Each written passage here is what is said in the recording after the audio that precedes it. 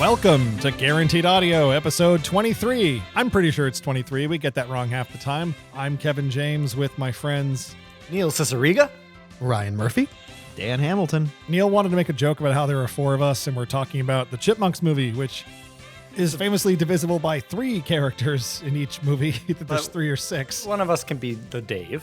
Yeah, I'll be the Dave Seville. Love Dave. Alvin. Why'd you? That was too sensual for Dave. Alvin. This is probably going to be listened to for years to come because there's a fan base to this movie. We're going to be talking about the Chipmunk Adventure. Is there a fan base to this movie? Oh, totally. Yeah, it's in this room. Yeah. Look around you. From the year of our Lord, 1987. For those of you who don't know Guaranteed Audio, we, I don't know, we're like the audio component of Guaranteed Video. We do sketch comedy, short films over at guaranteedvideo.com.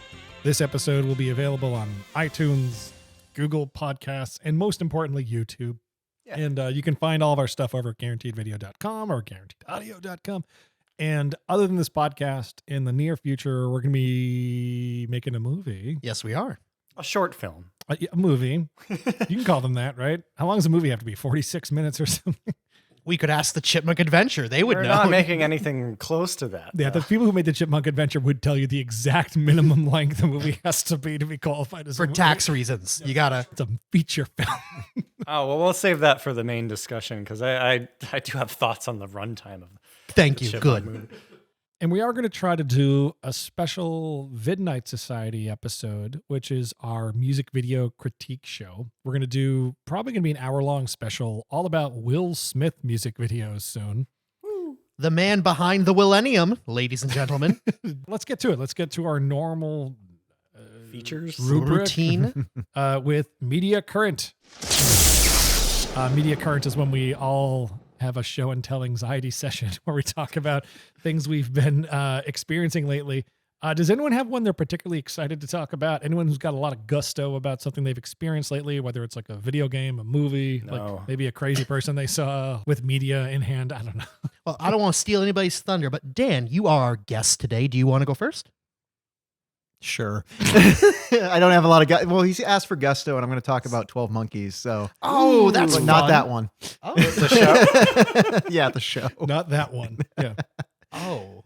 Yeah. So me and my wife, we just recently watched 12 Monkeys, the show, the series that originally aired on Sci-Fi from 2015 to 2019, I believe. 20X. Yeah, 2000X. It was interesting because we like to watch, I think last time I was on, I talked about, or maybe this a couple of times ago, we talked about watching Farscape. So like we watch a lot of like older, weirder sci-fi that wasn't like your popular Star Treks or your X-Files. Sequest.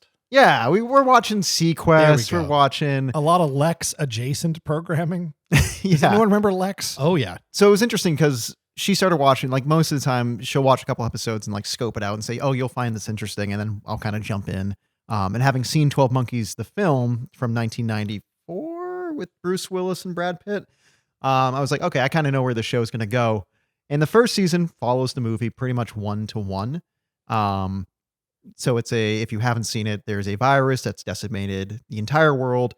People in the future have found a way to possibly save it by sending people back in time to figure out who released the plague, how can we cure the plague, and then we'll go from there, and we'll create a paradox, and we'll make the world better. But they need the source virus before it mutates. They need the source Yep. virus before it mutates, because that's the thing in the future. It keeps mutating. We can't solve it. And this came out 4 years before COVID, roughly. So it's kind of also like, this is kind of funny watching people be like, there's this airborne virus, and no one's wearing masks. No one's wearing PPE. The main doctor in the show, who's a virologist? Virologist. Yeah, virologist is just not wearing a mask worth a damn while she's like down in Ghana being like, all these people are going to die. It's like, you're going to die yourself if you don't put anything on. That's one of those things that there was probably not a lot of cultural literacy about, no, you should be wearing a mask and you can get vaccinated. But when a TV producer or a writer is researching, like, well, what would this character be doing? And the first thing they see is wearing a mask that covers half the actor's face. They probably just kind of willfully ignore that information. Well, they actually do touch upon it a little bit because she does contract the virus at some point in one of the many, many alternate timelines this goes to, because at a certain point, it stops following the movie. There's only so much you can expand upon on this plot. So it turns into, if you're familiar with the movie, there's the army of the 12 monkeys who is led by Brad Pitt.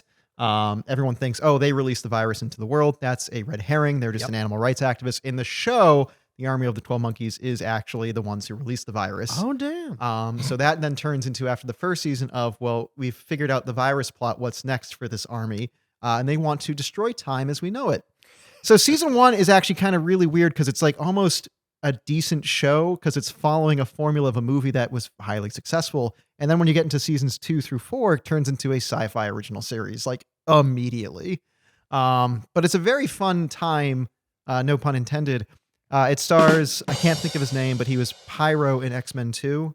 Oh, yes. That snot. Is he Brad Pitt's character? No, or Bruce Willis? he's the Bruce Willis Okay, character, cool. James Cole. The Brad Pitt character is played by Emily Hampshire, who you might know from Schitt's Creek. Oh, okay. She was Stevie in that show. And Pyro is Aaron Stanford. Thank you. Thank you. And then rounding out our cast is Kirk Acevedo, who you might know from Band of Brothers or like any procedural show where we need a guy who has a raspy voice.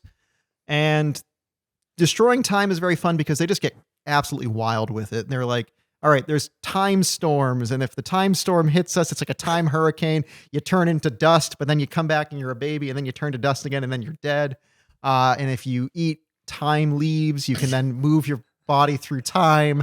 Oh, I'm not joking. oh no, I got to see this. Yeah, you This got to is watch great. this show. So this is one of those shows that makes Doctor Who look like clever. Oh boy. Like it's just like just spaghetti sci-fi writing. they own their campiness almost. Okay. Hilarious. Because what I love about the original 12 Monkeys is it's like the most straightforward, Mhm. logical time travel movie. Yep. Everything kind of just like sews itself up in a really nice way, and it doesn't do any of that shit. There's no fading out or anything. Yeah. No, absolutely not. Like Emily Hampshire, who's the Brad Pitt analog, like she is apparently an emissary of time. Like in the movie, he's just a crazy person. He has schizophrenia. Right. And And a very wealthy dad. a very wealthy unfortunately. dad. And that stays within the show. In this, she's also a crazy person who has schizophrenia, but her schizophrenia, and they imply that anyone in the world who has schizophrenia is an emissary of the thought of time itself, and that they're living every moment they'll ever live now in the future, the past, the present, and they can't Dr. discern Manhattan style? Yeah, but like not with the power of being able to like be able to function. just a So nightmare. schizophrenia is a superpower. Yep. Cool. It's a great thing to put out there. Yep. Like Bird Box. Yeah, that's up there with that Predator movie. I won't get too more into what I'm talking about with it because I recommend you go watch the show. It is a fun time, and they do address some things like the schizophrenia in a decent manner. It sounds like kinda- fun, honestly. It does. And if you Not schizophrenia. The show sounds fun. well, the show's also showrun. I can't think of the showrunner's name. It's a duo, but one of them went on to do Star Trek Picard season 3, which apparently I haven't seen, but everyone says it fixed that show. Okay. And he brought on a lot of his entourage from 12 Monkeys to star in that show, who is in the right. cast of Next Generation. So if you liked that, take a look at 12 Monkeys, the TV show. Good Terry time. Metalis? Yes, Terry Metalis is the one who is showrunning Picard season 3. Check it out. It was on Hulu. 4 seasons, about 10 episodes. Yeah, that's what I've been watching. Ryan, in the last year, have you watched any TV or anything? Why, yes, I have. Well, I will be talking about the series finale of Succession in about 2 years because we took that cake out of the oven and it's too hot. We got to let that cake cool down a minute. I'm a fan of Succession. It's over because British folks know how to end television programming. Not everything's got to be 6 seasons in a movie. What I've been putting on in the background the last, again, it is June 19th, 2023. And for the last 2 to 3 weeks, my background TV has been Amy Sedaris and Strangers with Candy. That's a good show. I love Strangers with Candy. I'd forgotten how much I love this show. I've fallen in love with it again. I love Amy Sedaris. I love Colbert. I love this absurdist, ridiculous universe. I never go more than 60 seconds without this is distractingly fun. It's not the background anymore. Like this show is hilarious. That type of humor ages very well. Yeah. It's still very cutting. Like it still feels very, nothing else has ever quite existed like I that stole show. the TV. I think, her Jerry Blank is just a piece of shit, and Yeah. they own it. Yeah. Everyone in the show delivers. I am a fan. Really good guest stars you might have forgotten about. And everyone. No, I can't imagine that the writers and directors, that the folks on set had to explain to anyone, oh, It's just she's in high school, yeah, and everything's like absurd, like very absurd. Okay, got it. That was like one of the early Comedy Central shows I remember. Yep, I want to say 1999 it started. And Comedy Central like predated my awareness of it, but that was like Yeah. one of the first, when I got Comedy Central at my house as a kid, that was one of the first live action shows I watched. When I was 12, I totally didn't get the humor. I totally didn't. Like, this isn't funny. There are no jokes in this. I'd see commercials for it, and Amy Sedaris, like you said, like she's meant to be a high schooler, but she looks like she's 65. Like Yeah. She looks younger now, and it's like 30 years ago.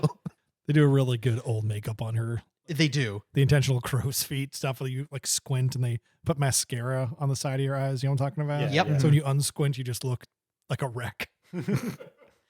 The performance artist, I want to say, Neil, maybe you remember this better than I do. Maybe he used to be a gymnast or a trapeze artist or whatever. The old man who's always frozen in place who plays her father. Do you know what I'm talking about? I don't think I've watched. I've seen the show a little bit, but I don't He's just remember. an old man, and every time we see him on screen, he's frozen. He can't move. And It's they ringing all a bell, yeah. they all just play around it like, oh, dad. And then he dies, and they have to do a whole thing around it. It's, does he die frozen in place? yes, Of course. very. For the kids at home, for the Gen Zers, check out Check They're already out doing that. Strangers with Candy. Freudian slip. Good show. Little Mermaid or Beavis and Butthead? Beavis and Butthead. Little Mermaid.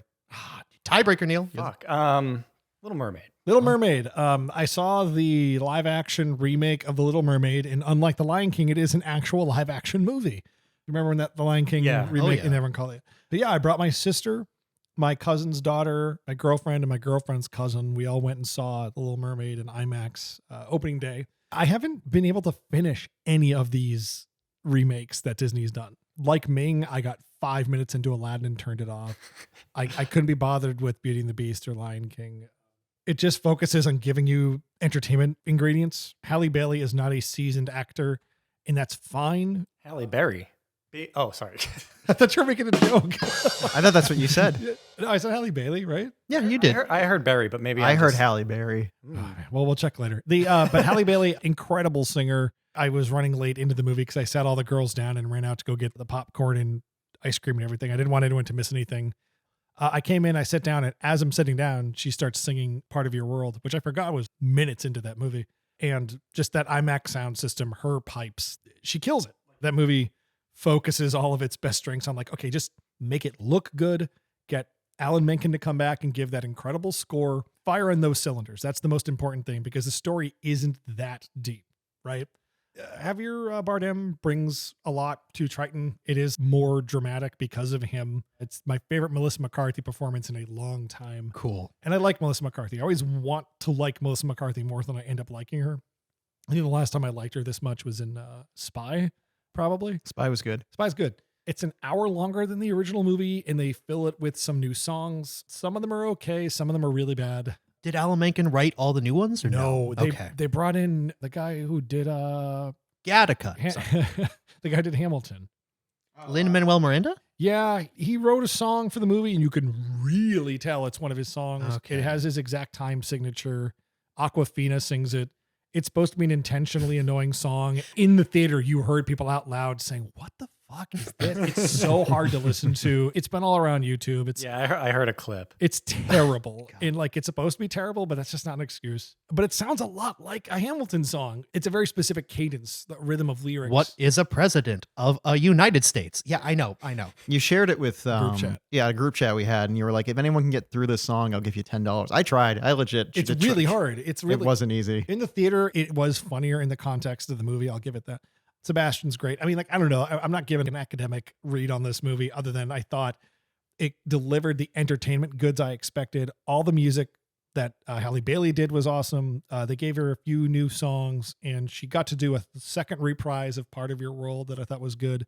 I'd recommend it. I think it's cool. I think it's an awesome movie. I like sea monsters. I like that kind of thing. How did the underwater look? Because you mentioned, you dug at the Lion King being a quote unquote live action animal film when it's completely animated in CG.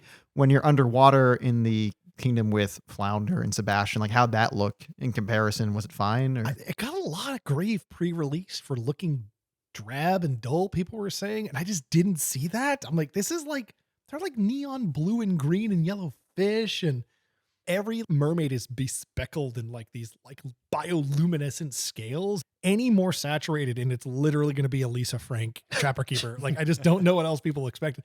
It definitely had to figure out a way to disassociate itself from the aesthetic of Aquaman, which has good visual effects for my money. I remember when they first showed off Halle Bailey as Ariel a long time ago. I had a moment where like my complaint early on was like, well, she doesn't have like the big garish red hair. And it took me a week or two to realize, well, it's because they mirror Amber Heard like has that exact look, like the green scale costume and the big neon red hair. It's like, you just can't do that. Aquaman was $1 billion movie and it's not that old. And they're about to put out another one. Like it ate their lunch. It kind of ate their lunch. So like, but it looks different enough. I think it's a very pretty movie, but it cheats in that way because the original Little Mermaid has some incredible storyboarding, and it obviously takes all of its best cues from that movie. It's just where we're at with big mainstream blockbusters. Like, there's just so little original flavor, but at least I got to hear an incredible singer do some songs I love. I'll give it that. I hope it's remembered fondly. I had a good time in the theater seeing it with my right. with Emma, who's 6 years old. She her review was, as we walked to the car, she said, Ursula was scary but funny. Perfect. That was her takeaway from the movie. I could have just said that. Yeah. Well, my media current, I guess, is Top Gun and Top Gun Maverick. And over the weekend, me, Ming, and my kid Darcy went down to Kingston. We brought Your kid. My kid. And we brought our friend Bethany, and we all had a sleepover down at the Kingston, the Kingston compound. And because my mom could put Darcy to sleep upstairs, we could watch movies late into the night. So we did a mini Top Gun marathon.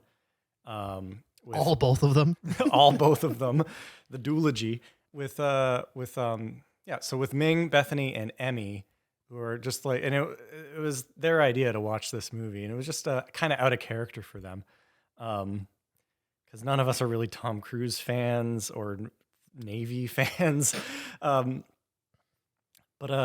we do like homoeroticism. Yeah, I was gonna say, did you just want to see Val Kilmer shirtless? Was that really? That was absolutely the draw of the first movie, at least. Sure. And I don't know, man. It's an okay movie. I like Val Kilmer a lot. I think Val Kilmer is right. We were all just like, hey, Val Kilmer's right, and Tom Cruise is like a dick in this movie. And he just kind of gets rewarded. I've never watched the original Top Gun, and I definitely rate Tom Cruise higher than you do. Yeah. And I've seen Maverick. It's weird. He doesn't feel like the correct actor for the role. I think isn't that the movie we had some inside information on, that Tom Cruise got plastic surgery so he could be in that movie, like to make himself look older? Yeah, exactly. I kept thinking about that. Yeah. The first Top Gun? Yeah. In the 80s? Really? Oh, He was told by people at Paramount that we rubbed elbows with some time ago that he looked too baby-faced. Because at that time he was kind of like a Michael J. Fox type. And Well, he just did like Risky Business, like what, the year before? Year or two? And The Outsiders and stuff like that. Like, he'd been playing a lot of teenagers, and he kind of wanted to toughen his image up, and he was a bit of a short guy and all that stuff. So he got his nose tweaked to look more masculine so he could be in Top Gun. Well, Neil, let me ask you, as a musician, the score of the first Top Gun. I'm a fan. Good stuff. Some good 80s stuff. The Take My Breath Away has this synth bass that is really funny to me. It's like it's like an old guy trying to do Tangerine Dream stuff. It's really funny sounding, and it plays during Tom Cruise making out with a lady, just kind of sticking his tongue in her mouth in silhouette, and we were having a great time watching it. And then we decided, okay, it's only 11 p.m. Let's watch the second movie late into the night. And unfortunately, Darcy woke up, and I needed to go up and like lie down with her and get her a cup of water. Oh, so I missed like a good chunk of like the first half. You missed like Ed Harris and a lot of John Hamm, and I got to see them show up, but I wasn't into it. I was like, let's watch something else. Come on, it's really good. I know it's really good, but I was Top Gunned out. Sure. How was Miles Teller as he's playing Goose's kid, right? He's yeah. good in it. Yeah, he's good. Well, I got to see a lot of him when I finally came downstairs. But spoilers for the movie. For Top Gun Maverick. For Top Gun Maverick, I came down downstairs at one point and saw like, oh, Val Kilmer. They got Val Kilmer back in it. Yeah. He can't talk anymore. Then I went upstairs again. Then when I came downstairs, it was literally just a shot of his grave. So I was like, okay, I kind of get what's going on in the movie. I can just sit down and Khal Drago killed him. it reminded me a lot of Creed, actually. Yeah. Yeah. It's probably the best legacy sequel considering what it was aiming for. I mean, like, hey, I really like Creed. I like Rocky Balboa, which is where they're kind of two legacy sequels in different timelines or something. They double dipped, yeah. Yeah, they double dipped. But I do think most people would tell you that Top Gun Maverick is like an awesome, like, home run of a movie. It was pretty cool. They were kind of doing a plane heist, sort of. Sure, but even people that love that first Top Gun movie, they kind of have that ironic appreciation that like you and Ming have for like the Fast and Furious movies, where you don't really care about the story. It is kind of like, to your point, the homoeroticism, like, and all these like buff dudes. It's just, and the time capsule thing of it, I guess. And All the sunsets and the sunset. It is Ray-Bans. very pretty. It's a cool looking movie. All the plane footage is awesome in that first movie. In the new movie too. The new movie too, but it's because it's in this era where sometimes it's CG, sometimes it's not. Whereas you're watching the 80s one, you're like, oh man, they've got some really great shots. It's really obvious when they fake it in that original movie. I've seen some of the.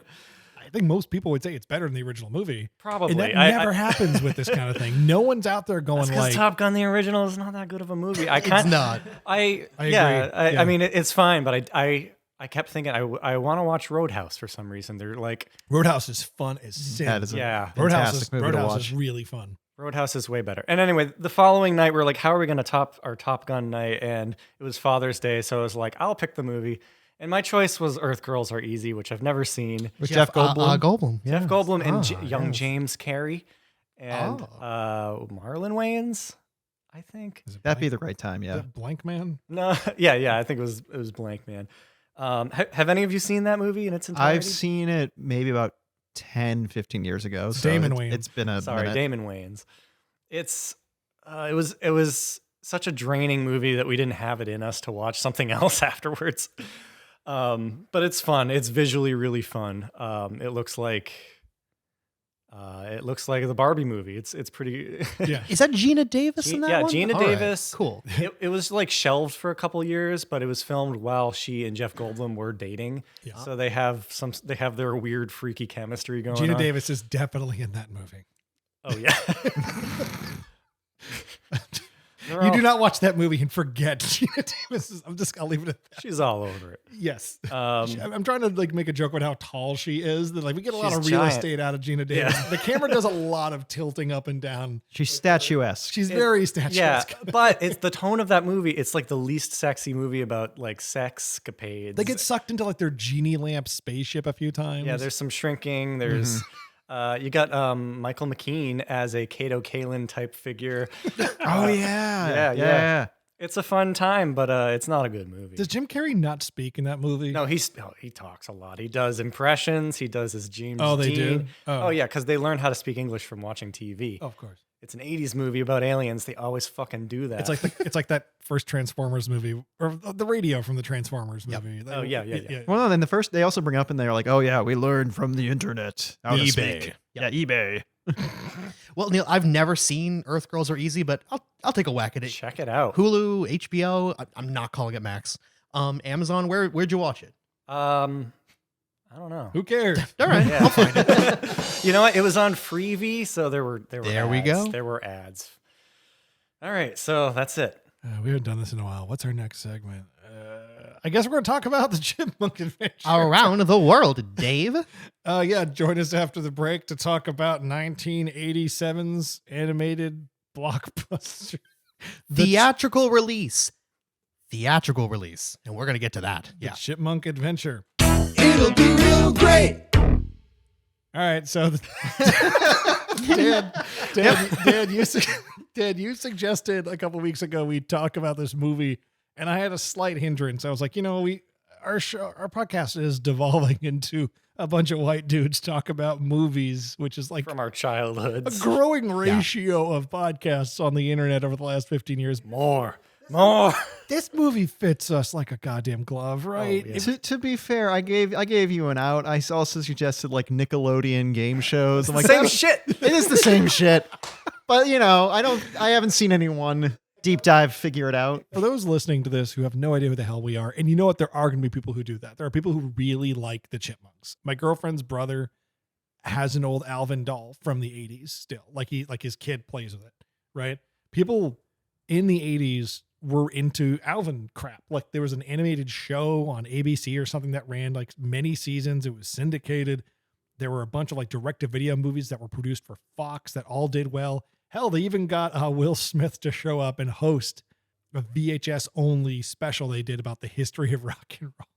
Oh yeah. Where they like rotoscoped Alvin into hanging out with Michael Jackson and stuff. Do you remember And this? this is like Fresh Prince days of Will Smith. Oh yeah, right? they didn't even call him Yeah. Will Smith. You're right. He was on, if you look at the VHS tape, I remember this now, at Blockbuster or Video Scene or wherever, the front cover had like Alvin, Simon, and Theodore. And then in a little corner, it said like hosted by Fresh Prince. Oh wow. They didn't call him Will Smith at the time. It was like in that bubble year before he became successful, I guess. But yeah, Dan, you want to do this. And if you don't know us from A Hole in the Ground, Ryan, Neal, and I used to do a bunch of these YouTube videos called New Kids on the Rock that many people pointed out felt like a vague sister show. Chipmunks adjacent. Yeah, there was three of us. One of us had glasses and it was lanky, and we had some color coding. Yep. And we were entertainers sort of on that show. I guess. I don't want to make this all about us, but like Alvin and the Chipmunks has been kind of in our orbit. Something we look to as, I guess, an example of. I was worried you were going to say inspiration. Well, how did the Maestros Yeah, do it? yeah. As much as I didn't want to do another movie discussion, it's interesting. I'll say that. It's a much. weird formative memory for us, Mhm. for a lot of our peers, I think, because this is one of those movies that you'd watch a bunch as a kid and then you would never return to it. You have no reason to go back to it until now, today. It's funny how many people we've talked about in and around the podcast. Like I kind of remember, I half remember, and now that the film is available for free on YouTube, you have no excuse but to watch the goddamn Chipmunks. So let's dive right into it. Well, hang on. Before we do Okay. that, I do want to talk about our tech. You're Of apologizing. course. I don't want to unleash it on people without explaining. Oh, it you're not first. talking about the sound effects buttons. You're talking. No. I mean, Kevin always has the fucking sound effects buttons. Yep. That's our custom one. It's not this Dave. It's the Dave from the live action movies. Scab Dave. Scab Dave. But we also have a fifth microphone in the middle of the table. Yeah. You just turn it on. Hang on, I'm gonna talk into it. Hold on. Hey, Dave, it's me, Alvin, and Here, hold on. We'll role hang on, play. I need to take. Here, we'll role play need to to make take this off easy my for you. I have to do it headphones. too. I can't wear my headphones. I'll be Dave. Hey, Alvin, what are the names of your other brothers? I don't know. I mean, they could be Simon. You don't have to write. You don't need to. I'm sorry. It's like You don't need to. Hold on. I'm going to turn down all the mics but mine. Hold on a minute. Okay. So you don't need to pitch your voice up before it gets to the microphone with the. an adult with a lightsaber making the noises. You're correct. What's a Chipmunk song that everyone knows? a hula hoop. I want a new drug. All right. Is this as far as we need to go with this? Yeah. So if we suddenly start talking in a high pitched voice to sell a joke, this is why. We have a special dedicated Chipmunk microphone. And the chipmunk, yeah, the chipmunk. Just so you know. All right, we can go back to our regular. Microphones now. And back to the human world. Jesus Christ. That is a headache. We all to try 12 monkeyed back to humans. and we're not going to edit the show. We're just dumping it. Oh, you should probably edit that bit. No. Just embrace the It's chaos. too good. It's All right. The Chipmunk Adventure, 1987. The first thing we see is this lovely title. Cartoon suburbia. Cartoon suburbia. The text looks so yummy. Oh yeah. No, it's there's weird Michael Jackson aesthetics over this, and we open with this soundtrack that is too good for this movie. Michael Jackson aesthetic. Yeah, I don't know where I pick up Disney aesthetics, and there's a reason for that, and we'll probably get to glittery it. text. You mean like Moonwalker, perceived the movie? exactly. Oh, okay, yeah, I can see that. Perceived prosperity of the 90s. It's weird you say this and not to derail the the like the linearity of the discussion you're going for, Neil, here. I was going to compare this movie to Moonwalker as well. Yeah. Because like Moonwalker, it's a weird fucked up fever dream Yeah. with one scene that is so good you kind of deal with the rest of the movie. Yep. Like you're called watching Moonwalker and you're like, what the fuck is this movie? And then Smooth Criminal happens and you go, oh, Macaulay yeah. Culkin playing electric guitar with Norm from Cheers. Like That's not in Moonwalker. Oh, I know, but Yeah, still, okay. it's still the Michael Jackson. That's not in the step. Chipmunk Adventure either, for those who haven't seen it. But Chipmunk Adventure is this like fucking weird thing you repress, to your point earlier. It's a Neil. cursed film, and we'll get we've into got it. this I opening just want to score. set the tone Yeah. because the intro really gets you with this beautiful Randy theme Edelman song. score. Randy Edelman, who was he in a band or something? He did Ghostbusters 2. He did The Mask. He did he has a long list of credits. You but love the score to The Mask, Neil. I do, yeah, it's a Yeah, good one. I yeah. love it. I watched Yeah. The Mask with you a couple of years ago, and you said several times while watching it, like, man, the music in this movie really is the glue. Oh, I love this score. Yeah, totally, yeah. Well, to before, there's also some talking about the DNA of your guys' videos. Like he also did the theme song for MacGyver, Oh, which that's then I know great. Neil, you did sort of a send up for Kevin's video McShark. McShark. Yes. So He did Beethoven, which is totally in our MacGyver. wheelhouse, and Last of the Mohicans, which we did a parody of. No, I'm kidding. No, we didn't. Okay. Oh, He sounds like his name sounds like Randy Newman and Danny Elfman combined, kind of. this movie's music is a major component of it, obviously. Yeah, the music is good. There's a lot of trivia to the music and how it was all licensed out, but the opening titles really do set you up for a different flavor of movie. You can tell what kind of movie they were swinging for, Yes. and it makes the rest of the movie's ingredients all kind of make sense through that kaleidoscope. You're like, okay, I see why all the human beings in this movie are fucking freak shows. and we'll get to that. Because they were trying to go for verisimilitude they do not have. So which is why the clouds look so photo-esque. Like the Yeah. opening title looks like it's like aerial photography. So yeah, Rob Bagdasarian Jr. and the Chipettes are designed by someone just named Sandra. Just Sandra. Just Sandra. Do you know anything about Sandra? No, I listened to a couple interviews with the husband and wife couple who made this movie. The director, Janice Carmen. Yeah. Yep. They have a lot of open discussion on YouTube about the making of this movie in the last few years. Like they've been on fan podcasts and stuff, and they're And good for them. They're well off. Like they made those CG Chipmunks movies with And they voice, if you didn't know that, they voice the singing component of the Chipmunks and the Chipettes. yeah, to save money. And Yeah. Janice Carmen is married to Bogdasarian Jr. Bag. Bagdasarian. Hard A. and Bagdasarian. he wanted to play Dave Seville in the live action movies before the studio was like, we're not going to give you money to make this unless Jason Lee's in it. You're 55. You can't do it. A bit of background, like the Bagdasarian family owns the IP, by the way. Like Right. Bagdasarian Sr. created the Chipmunks. Back in the 50s, before there were cartoons, they were just records. Yeah. Bingo. They would just hold up pictures and move them in front of a camera. That's the reason I want to talk about the husband and wife couple right off the top is if it sounds like I'm going too soft on this, I'm really trying to get like my like jeers in early because I'm gonna like probably compliment some parts of this movie more than I should.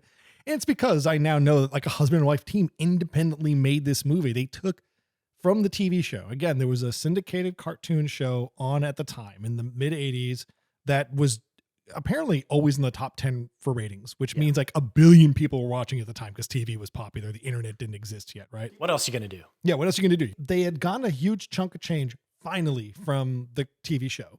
And they took that dump truck of money and said, let's reinvest it into the property. Let's make a feature film. And they went out without Disney, without any other major player to help them to make the film. And it took like 2 to 3 times longer than they expected. They lost a director early on, Dan Haskett, who went on to animate Ariel and the Little Mermaid. Mm-hmm. He designed Mo Sizlak. He did like Tiny Toon Adventures. Like he's kind of like this legendary animator. He also did Minerva Mink from Animaniacs. Oh, that guy. All right. That guy. Yeah. But he left after a few months because he just saw the writing on the wall that this movie was going to take too long to make, which is when Janice took over directing duties. Yeah, knowing this film is a labor of love, is a family production, and went through production hell. Good Lord. Yeah, and it shows. So we'll give them the benefit of the doubt. But we're going to say some When this- mean shit about yeah. this movie because it's a fucked up movie. We We're have gonna say a to. lot of mean stuff. If it also helps paint the picture, like like you said, he went. The animator you were just talking about went on to work on The Little Mermaid. This is acting in a void where Disney Renaissance hasn't kicked in yet. Exactly. 87. Yeah, Black Cauldron just came out and lost a ton of money. We're looking for some sort of yeah, exactly. A lot of Disney animators jumped ship to work on this movie. And as far as the actual production of the movie goes, they were spending all the money they had hand over fist to get it animated. They waited a year after they sent out their storyboards and shot lists and stuff, and they only had 80 seconds of usable animation. So Janice got on a plane, flew over to the studio animating the movie, and demanded, when are you going to finish the agreed upon animation we've paid you to do? And the director of that studio said, oh, well, our animators' hands are cramped.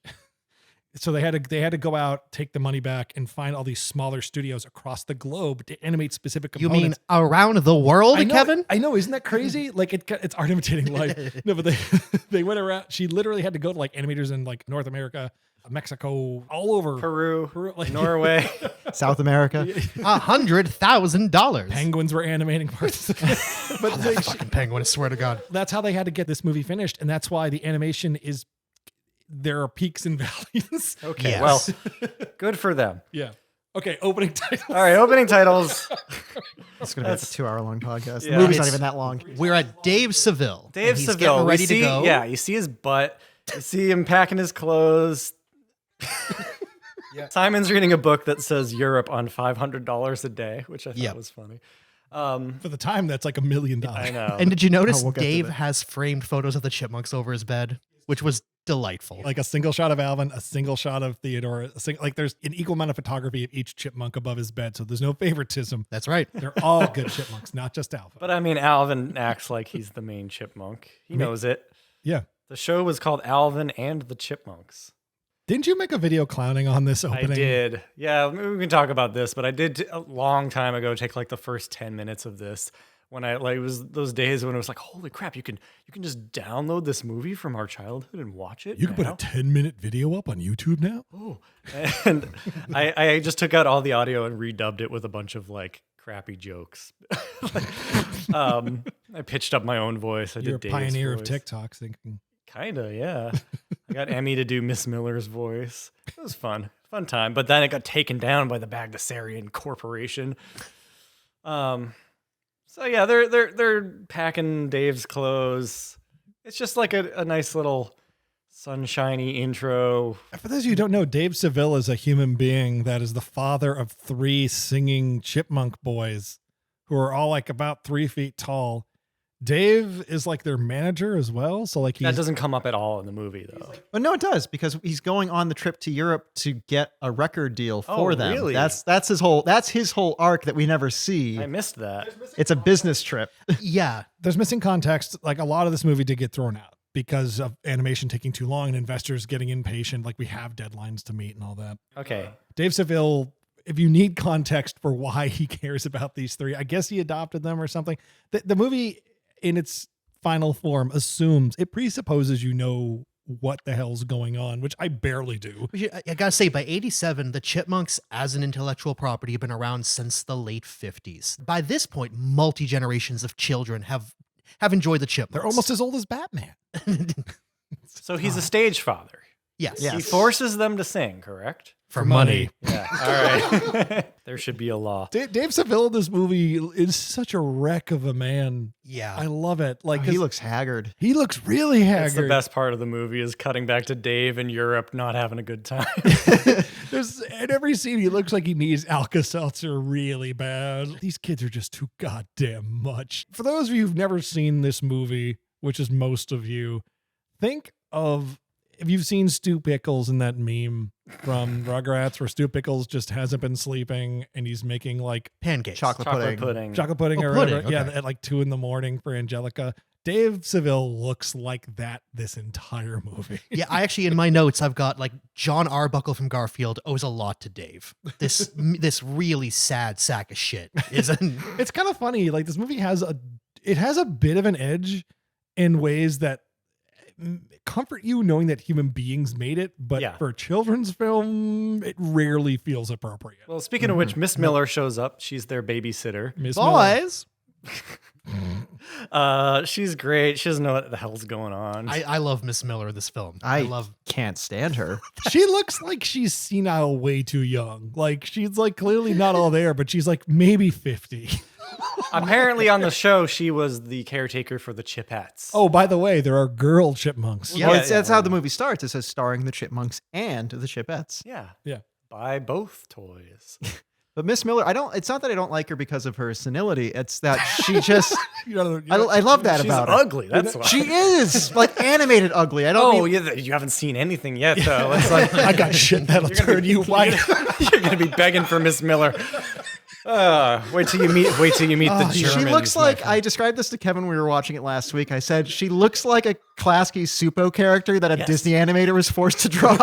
Nailed it, Dan. Nailed it. I wrote that down not for her, but other characters in this movie look like Rugrats side characters, first season Rugrats. But Miss Miller, she's deaf, she's blind, she doesn't know what's going on. She's not blind. I don't know. She's not deaf either. It's very easy to get one over on She's her. just That's- got a real canasta lady flavor to her. I like Miss Miller. I do too. She has the best two lines in the movie, which are "Shut up, Alvin," Yeah. and "Dave, are you drunk?" It's really Are funny. you drunk? Two best lines in the movie. Two best lines. Actually, no. Dan knows the best line of the movie. We'll get to that very shortly. Okay. If we're going in order, we'll get to that. Yeah. So Dave is heading off to. Let's just see. Dave leaves. gets to Europe, and he gets in the taxi. Alvin tries to sneak in. We get our first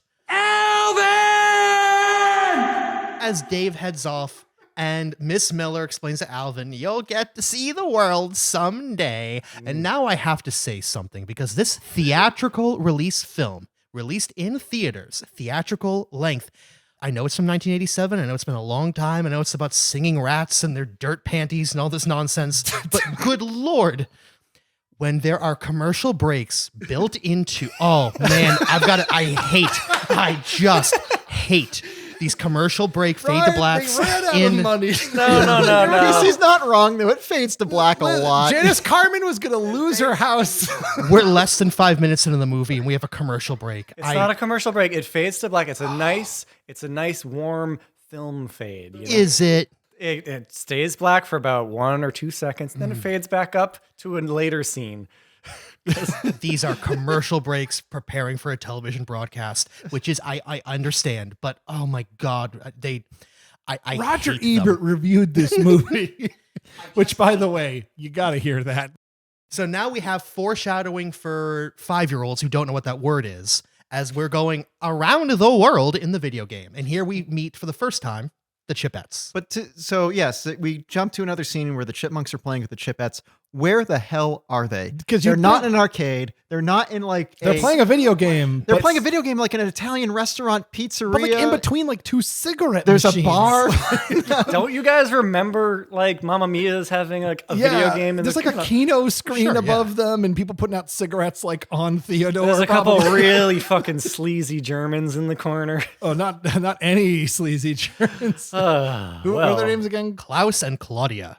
Now, Oh, these two, I love these characters. With these characters not in the movie, we would not be talking about this. I movie. agree. These are our kind of villains because they stepped right out of like heavy metal or something. Because Yes. Like a prototype of Aeon Flux, maybe a little bit. because Alvin, Simon, Theodore, Brittany, what's her name? Eleanor. Eleanor was the girl with glasses. Janine. Her name's Janine. Yeah. Like Yeah. Ghostbusters. Oh, I thought you were Yep. joking, Dan, when you said that last week. Her name's actually Janine. All Yes. Janines have glasses. All Janines wear glasses. I think their designs are good. I actually Yeah. think they updated Alvin, Simon, and Theodore pretty well, especially in this movie. The squish squash they do with them. I think the animation for them for the most part looks good, and I think the Chipettes are they're really fun. Like they got the 80s. 80s spunk. Yeah, they really do. I think they look good. But then the human beings, holy crap! I got to stop coming back to this. But they're just so needlessly detailed in all the wrong ways. Hideous. We'll get to the racism later, but Klaus and Claudia are nightmares. They're monsters. They're nightmare people. Like they They look, rule. It's so good. It's like a tinge of like they're almost like rotoscoped, but they're not. they look like they're right out of rock and roll. rock and roll. I yeah. have it in my notes. Neil turned us on to this other bizarre fever dream, rock and roll. And I just like, Klaus reminds me of Mock. Yeah. Mock, who is supposed to be like a caricature of A little Bowie, songs Lou Reed. He's got a Iggy Pop. No. Gary Glitter? Rolling Stones. Mick Jagger? Mick Jagger. Mick. Yeah. Yeah. So these characters look like Mick Jagger. And they have Claudia. They're siblings. voices. They're siblings, but they act like a married couple that hate each other. Yeah. Yes. They have a dog that's there to make sure that kids don't get bored watching two very realistic looking people. Claude in particular, his character design. Klaus, sorry. I've never seen a children's movie with a human being that looks like this. He's balding. He's got like the white stripes and Like black Paulie hair. from Sopranos. He's got like He's always wearing like track suits and track shit. suit. He's He's got got like a scarf, a pink scarf. It's a the entire- cardigan tied loosely that's around it. his Grass shoulder. stains. Like He's got silk socks and stuff.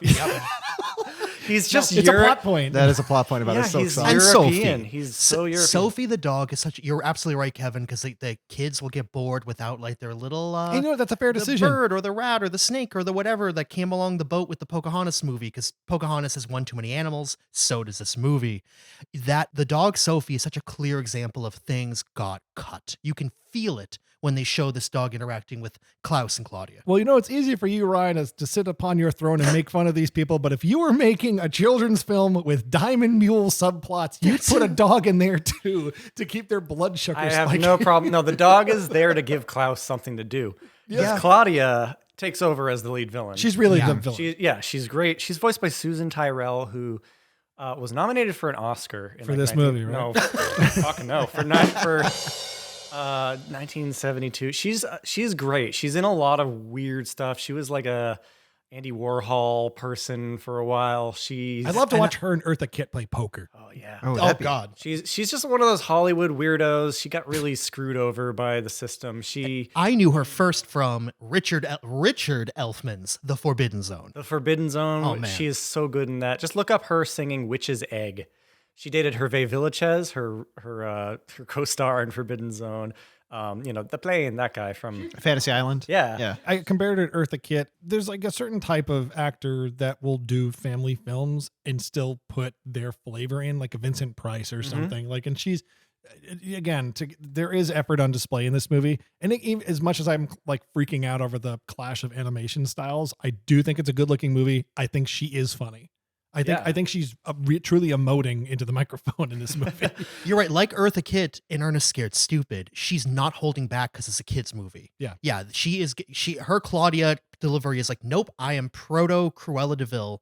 She's better than Cruella de Vil. So basically her and her brother decide Cruella's first. they need to get diamonds smuggled across the world for money or something. They won't underestimate Jamal again. And again, guys, this movie about going around the world that they need to keep reminding the audience, because enough of this audience is young enough that they're still probably wetting the bed. They need to be told $100,000 more than once. So a subplot about diamond smuggling and an unseen antagonist named Jamal.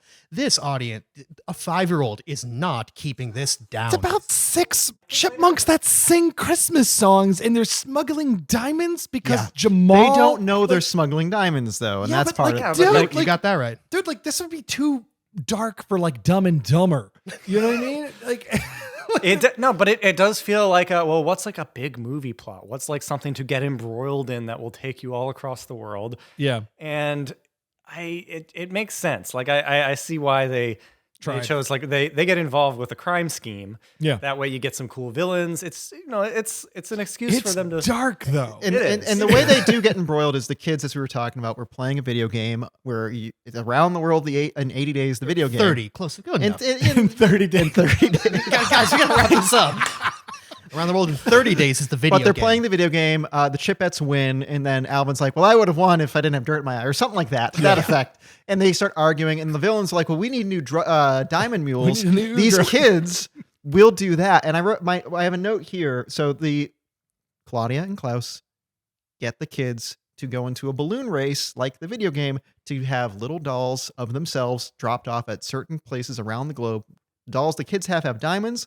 The dolls the kids pick up have money, and at the end, they'll give the money to Klaus and Claudia, and they will win a prize of $100,000. Okay, so we have to really explain this because Dan and I have been laughing about this for like 20 days. So the way Klaus and Claudia introduce themselves to the kids is, we are rich millionaires. That's a terrible accent. I'm not going bored. to stop that. We're rich millionaires. We have millions of dollars. We're bored. We just want to do something. And the kids are like, wow, $1 million? That's cool. And they go, well, if you do this, we'll give you $100,000. And Alvin just gets like starstruck, like amazing, like $100,000. That's more than 1 million. Yep. Alvin, this shot is so funny to me. Alvin overhears that they have $1 million and is offered 10% of that. And there's this close up of Alvin glazed over, excited. He's wall-eyed, yeah. He's wall-eyed. His eyes are like akimbo, and he says $100,000, and it became like a little reaction meme I've just been sending nonstop for almost a month now. I don't know, like the $100,000. And they bring it up a lot. Like the kid, both Alvin and Brittany are very embroiled in this quest for $100,000 that they won't let people forget that that's what this is about. So hold on a minute. Okay, at one point in the movie, Alvin, it gets brought back up that Alvin and the Chipmunks are like a big deal, right? Yep. They're rich, right? Well, they live in that same like 90s house that Michael Jordan in Space Jam lived. So yeah, it's a they're very rich. modest house. Yeah, so he's rich.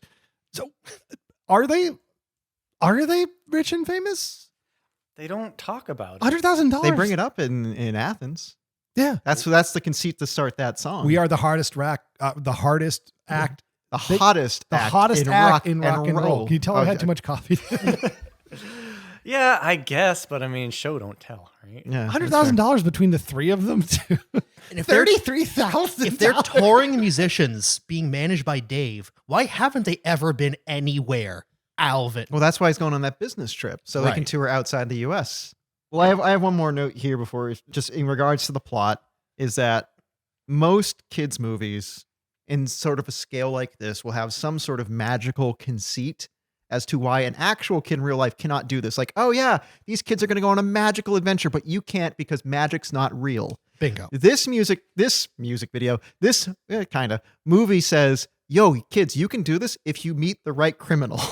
And Maybe that's why they're Euro criminals, because that was the writer's way of going like, well, we have to like make this a little less plausible, a little less imitatable. at the height of Ronald Reagan's America Stranger Danger, these 6 children jump right into bed with these very, very creepy smoking. And they're coded as villains. They're smoking. And they're coded as villains. They're not American, Dave. They're fucking villains. They're So the next bit is they have to get out of David's radar. Like the Chipmunks are like, okay, if They we're have to get away from Miss Miller without her, calling the cops. So they rented a copy of Ferris Bueller's Day Off, and they got an advanced copy of the Home Alone script. Now here, I gotta say, this is a surprisingly not adult joke. This is not an adult film, but this is I kind of like that, considering the whole conceit of Chipmunks is that we remodulate, velocitize, speed up singing to make them sound like animals. Yeah. They're like, oh, let's do some jokes about speeding up and slowing down an audio Yeah, recording. I'll get it down. I They like didn't that. do that. Well, I mean, they did do that a little bit, but They slow I- down. I they don't tweeted it- speed up. I tweeted this like years ago that instead of like calling up Dave and splicing his voice to create a message where he says it's okay to go Alvin to should have Europe, slowed his voice yeah, down. he should have just slowed his own voice down. That would have been like A wink. a good wink. But then we yeah. don't get that amazing Yeah. animation of Dave looking like he's really So tired. done. They call him with up this at kid. 3 a.m. his time, and he's just he has to be a good father and talk to his son. Alvin says something like, hey, Dave, how you doing? And then Dave goes like, I don't know, Alvin. What do you want? Finally get away from these rats for a weekend, and I swear to God. I haven't had a moment's peace in years. I love him trying to like he has a list of words that he needs him to say for Pretty his funny. message, and it cuts to Bye-bye, it Dave. time lapses to him. Like it doesn't show you getting all the words. But yeah, In case we haven't established it, they're trying to record Dave over a phone while he's in Europe so they can hodgepodge this like ransom letter equivalent audio tape of Dave telling Miss Miller it's okay that the boys leave home. And that's their get out of jail free pass. Totally. And honestly, like Kids being kids, it's fun. I found some of these scenes in suburbia pretty funny, honestly. Like, I thought Alvin being a little shit played kind of funny. Well, then, Oh, yeah. And then Simon, like Theodore is like, I don't feel good about this. And Simon's like, It's called guilt, Theodore. Simon's aged well as an adult watching this singing rat nonsense. I really like Simon. Simon's pretty funny in like this. a child, a 5-6-year-old is going to think Alvin is the cool thing. But no, for an adult, like that is the most like, hey, this joke's for an adult. Like Simon's kind of great in this movie. I wonder if they kept this movie in suburbia longer and just went for like that Simpsons-y, like Tiny Toon Adventures, like kids Well, just I hanging guess out. that's the show. Yeah. The TV show. They True, got you're right. You're right. the movie is around the world. We got to get Right, around all the world. right. yeah. So this is where we get Miss Miller asking Dave, "Are you drunk?" Because his voice gets slowed down on the tape, and it's good fun. But they fool her. Miller. Credit card, you got it. Yep. Thank you. Hey kids, we're home early. We get they go to Klaus and Claudia's house. They got Their backyard. they go to their palatial mansion, and there's some balloons there already, some hot air balloons. Yeah. Chippets are there. The Chippets. the Chippets? The Chippets. The Chipettes are orphans. No one cares where they go, apparently. They don't have to do any sort of like Rube Goldberg tape device. Yeah. Again, the fact of the television program, Miss Miller is their version of Dave. She's Right. their adoptive mother figure. So an interesting fact on that is because, as Kevin mentioned and Neil mentioned, how long it took to make this movie. Yeah. The movie was supposed to come out before in the show the Chipettes even showed up and were adopted by Miss Miller. So this is like almost a prequel to some episodes. Interesting. So Okay. that's why they're Okay. not also hanging out at the Seville household. So they're crashing the balloons around. It's not a clean takeoff at all. I like the balloon is coming right for Klaus, and he says Himmel. Yeah, he says heaven in German, and then He questions the validity of this plan. Yeah. He goes, Claudia, was this a good idea? good stuff. They're off. Claudia loves her own plans, and she will tell you several times in this movie. It's great. Jamal will never suspect a thing. She's a great villain. Yeah. Jamal also at this point is assumedly a rival diamond smuggler who Because Jamal is coded when we finally see him as very villain. Mhm. But they're the twist. Well, The twist, for which kids won't understand, is it. Nope. I'm just gonna spoil it right now. It shows Jamal finally, and it pans over to like the sign on his Interpol. office. Interpol. He's a cop. Jamal's a good guy. I didn't know There we what go. the hell Interpol was. Neither does a 5-year-old who needs to be reminded. Kind of still don't. It should have said police cops or something. It'd be funny if you're like, oh wait, that's the name from the beginning of the tape. They'll get Yeah. you if you copy it. All right. So the Chipmunks and the Chipettes. And we're off. They're off to see the world, but we don't hear that song yet. That's like 20 minutes later. Yeah. You're right. With this movie. Oh my God. So Alvin, Simon, and Theodore go to Mexico and sing a racist song. Do we have to talk about this scene? It's bad. Watch Three Caballeros instead. Yeah, there you go. Yeah. Well, also the to tie this back into, instead of just they go there and there's a racist plot, they drop off their first diamond smuggling device thing, and then they meet a guy who's like, "Hey, it's Fiesta," and then that guy is also apparently in on the diamond heist Yeah. because He's one of their point men, I guess. Yeah. Yeah. There's two thugs. That there's they, there's those two guys came from Jamal. really, And they look like Oh, thugs. yeah. And that's the problem with this twist of where they're the Yeah. cops is if they're the cops, why don't they at any point go, "Hey kids, we're the police." I can just see Interpol the agent. They're I'm secret police. I can just see the YouTube comments now. Like, listen to these 4 guys. They're not even watching the movie. They don't even know what's going on, and they're going to tell me that it's racist and sexually uncomfortable when these It is. 8-year-old rat girls show their underwear in half the. Oh, that's the next scene. Yeah, that's many of the scenes. It is many of the scenes. It's a growing ratio of. It happens more and more as the film goes on. The fact that when we get to the big song, the boys are dressed in oversized T-shirts because in the late 80s, They early always 90s. were, yeah. Yep. Yeah, And potato that's- sacks. Yeah, potato sacks. And the girls, you can see their underwear. They could easily animate them so differently. And Kevin, as you brought up earlier, the Yeah. Chipettes design is actually way better. And yet they pervert it. And the word perverting's doing all the Well, they heavy also lifting in just that look like sentence. little girls. Like the Chipmunks kind of look like a little bit like little monster boys. The Chipettes, like it's almost like the Roxanne from a Goofy movie, where Right. like if you just change the nose, that's a human. Exactly. Wha- and- Totally But there. unlike a Goofy movie, the Chipettes, it's literally just like a little dot. And if Yeah. that dot wasn't there, it's like that's a human girl. yeah. That's a human 5-year-old and you're doing an upskirt shot. You know, I like the Alvin and the Chipmunks designs, like those three. I think they look good. It's a good cartoon design, but the Chipettes, I enjoyed that there was some modernity there. Like I like that they have like fashionably 80s clothing for sure. Yeah, like the leg warmers and stuff. Okay, we get through the Mexican scene with the vocabulary of the movies And established. I gotta say, now that as we leave Mexico, for the franchise is about these animals get on adventures and they always sing a song. We are, as much as I love that beautiful score to open this film, we're way too deep in a Chipmunks movie to get our first Chipmunk song. They must have been a cutscene. There has to have been like a song. This is like at least 20 minutes into the movie, right? We've had several goddamn commercial breaks. Yeah, where's the we're going to Klaus and Claudia's this house movie's song? only like 26 minutes long. Like, so it's like, okay, after Mexico, do we catch up with the Chipettes? And this is like the shark scene. Yeah, they're underwater. There's a shark. The thugs are after them. One of the thugs has the gay ear pierced. Yep. No judgment, but he's also that's the black guy, right? Because he also has like he's very going back to this movie's racist. He's very caricaturally like racist features that you would think that's what a black person looks like. Yeah. I mean, the actual skin color they use for like non-white people is like almost gray in this movie. It's like everyone Agreed. too. They go to Mexico, everyone's like gray. Italians. It's just gray. Yeah. Like they Yeah, Jamal and the goon following the Chipmunks and the other goon following the Chipettes. 100%. So the scene where the Chipettes they're underwater somewhere because remember, first they crash and we have to see their goddamn underwear and their hair is frazzled. Yeah. And then they're getting in their bikinis because they have to go underwater. Yeah. Multiple costumes. And they meet a shirtless dude. Yep. They're going to get the diamonds in a pirate ship in a scene that does feel a lot like The Little Mermaid, which came out 2 years later. If you look up the Siskel and Ebert review, this is the scene they show as like footage from the movie. And it's like the least memorable animation of the movie. They can't talk because they're underwater. Well, why would they? That's totally why it's the clip. Yeah, because You just called it. You just called it. Really? That's got to be it, right?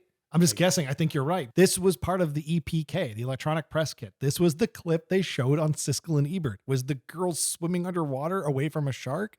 Not any of the other big song and dance numbers. And I think you're right, Neil. It has to be like, well, a lot of critics are going to be annoyed by their voice. and they are. And they were. Ebert really was. So what else happens in this scene? A comedy of errors where they somehow thwart villains over and over again without knowing they're doing it. It's Brittany almost gets eaten by a shark, which is actually kind of like a little creepy. Yeah, that was scary. pretty good. That was good. Like she's in the jaws of the shark. I think this is well constructed though, because it shows the boys doing an on-location thing, then it shows the girls doing an on-location thing, and then you have the formula of each pickup established, so they go straight into a montage where it shows them they're doing this over and over in various locations, and they play Off to See the World, which is a really good song. I kind of like it better than A Whole New World. It's a Randy Edelman song, and it feels like I remember seeing this movie as a kid. And when this song played, I distinctly remember when it starts to become travelogue photos of the Chipettes specifically, like just like still photos of them like in Russia, etc. I remember as a kid thinking, "Oh, is the movie over?" It does feel like an end credit montage. The Randy Edelman music sounds like credit music from a TV show. Yeah. Yes, it does. And hey, kids, you don't have to pause the VHS, but if you got to go pee, this is a great time to do it because you're missing nothing. As the kids go on, surprise is coming. Yeah, as the kids go on, like, we defeated this thug because he looked the wrong way. We defeated this thug because he looked into the lighthouse. And he just decided to fall off the ladder. It's true. We defeated this thug because he just can't, I don't know, defeat 3 animals that are a foot tall. You're right, or just enter them. I'm an adult. I'm the adult in the situation. But the other thing with this song is also like the lyrics are very much like we're going to describe what's happening in the movie right now. We're off to see the world. We're off to live our dreams. Don't you know that we're living oh so fast? They definitely want to sell an album for this. And yes, at the moment, Dan and I are doing some filler noise because Kevin is bringing out a keyboard from around the world. I wonder what the keyboard could be used for. What's going on? Dave? Neil doesn't know yet. Yeah. All right. Force you to play this song. Oh my fucking god. Yep. Neil Ciceriga, he's got a keyboard in front of him. Hold on. I just grabbed a Yamaha. What is this? It's a giant piano. Yep. Dan and I have been laughing about this song for a couple of days via text about how the formula of the lyrics burns into your head real quick. Neil did not know this is coming, by the way. Yeah. And I pulled up the lyrics. I'm going to pull up the sheet music and I'm going to plug this thing in after the break. I really want to see Neil get through this song. Are you game or no? I guess. Look, the keyboard's even got like the notes printed Yeah, you on have it. like the idiot stickers on there. It'll be real great.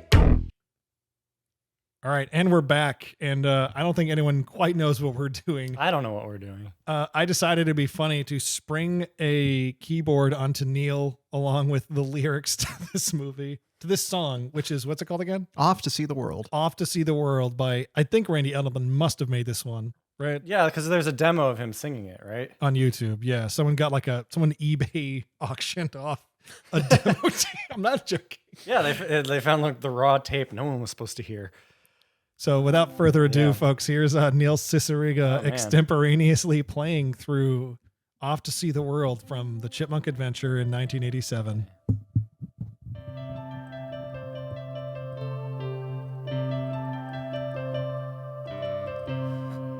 Yeah, gliding through the airways, making the right stops, through a storybook of places, making all our drops.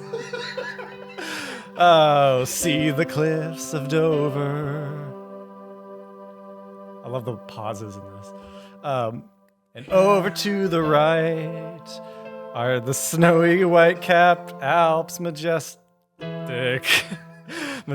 standing bright. Hey, don't you know that we're off to see the world? We're off to find our dreams. Why are our hearts beating so fast? Why is there suddenly a brand new hope inside us that will surely last? Hey, don't you know that we're off to see the world? We're off to find things new, so we will follow every clue.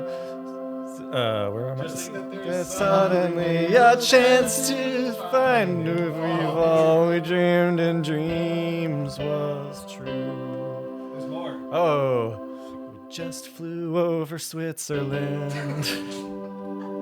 Destination set. Heading out for Africa, a quest we won't forget. And then we faced a threat in Rio. We could be in for more. And now we are descending. I can see Italy's shore. Hey, yeah. Italy's shore. Hey, don't you know that we're off to see the world? We're off to find our dreams. Why are our hearts beating so fast? Why is there suddenly a brand new hope inside us that will surely last? Hey, don't you know that we're off to see the world? We're off to find things new, so we will follow every clue. Just think there's suddenly a chance to find if all we've dreamed in dreams was true. That was beautiful. You have more lyrics for me? I think we're good. Thank you, Neil. Thank you for letting us throw that at you. So part of the reason we bring this up is, as you can tell, as we were talking about like the syllables and like the syncopate, like it's very infectious, and you can almost fit anything into there, much like they did in writing this. Mm-hmm. Yeah. Where you can just make up some lyrics. And so Kevin and I, for like 3 days, we're just making each other laugh back and forth by texting each other lyrics. Like 1 in the morning. Like 1 in the morning. At one point, I was like on my way to take a shower, and I had to stop because I thought of something funny to text him. Kevin, you literally said, Kevin, I'm about to take a shower, but check this one out. They do not fit the entirety of the song, so it's not like there's lyrics that will go to, oh, this will feed into one. It's like little bits of it. You don't need to justify it. Let me see what you wrote. Okay, you want me to sit next to you? Yeah, just point, Why don't you use point the it at my Chipmunk eyes. microphone? We're No. not using the Chipmunk microphone for this. All right. So here we have this bit. Maybe you've configured it. Yeah. Like, Simon's wearing glasses. For the diamonds we must search. Dave regrets adopting us, and Alvin hates the church. That was yours. This movie has a dog in it. For some reason, it can't talk. And even though we sing and dance for the audience to gawk, we could do. Oh, sorry. Hey, don't you know that we're off to commit crime? We'll have a darn good time deceiving old lady. Let me change my patch. You changed my patch. Oh, I'm sorry, that was me. My apologies. I'm so sorry. I didn't Dan realize- hit the keyboard. Oh, I fucked it up. I feel awful.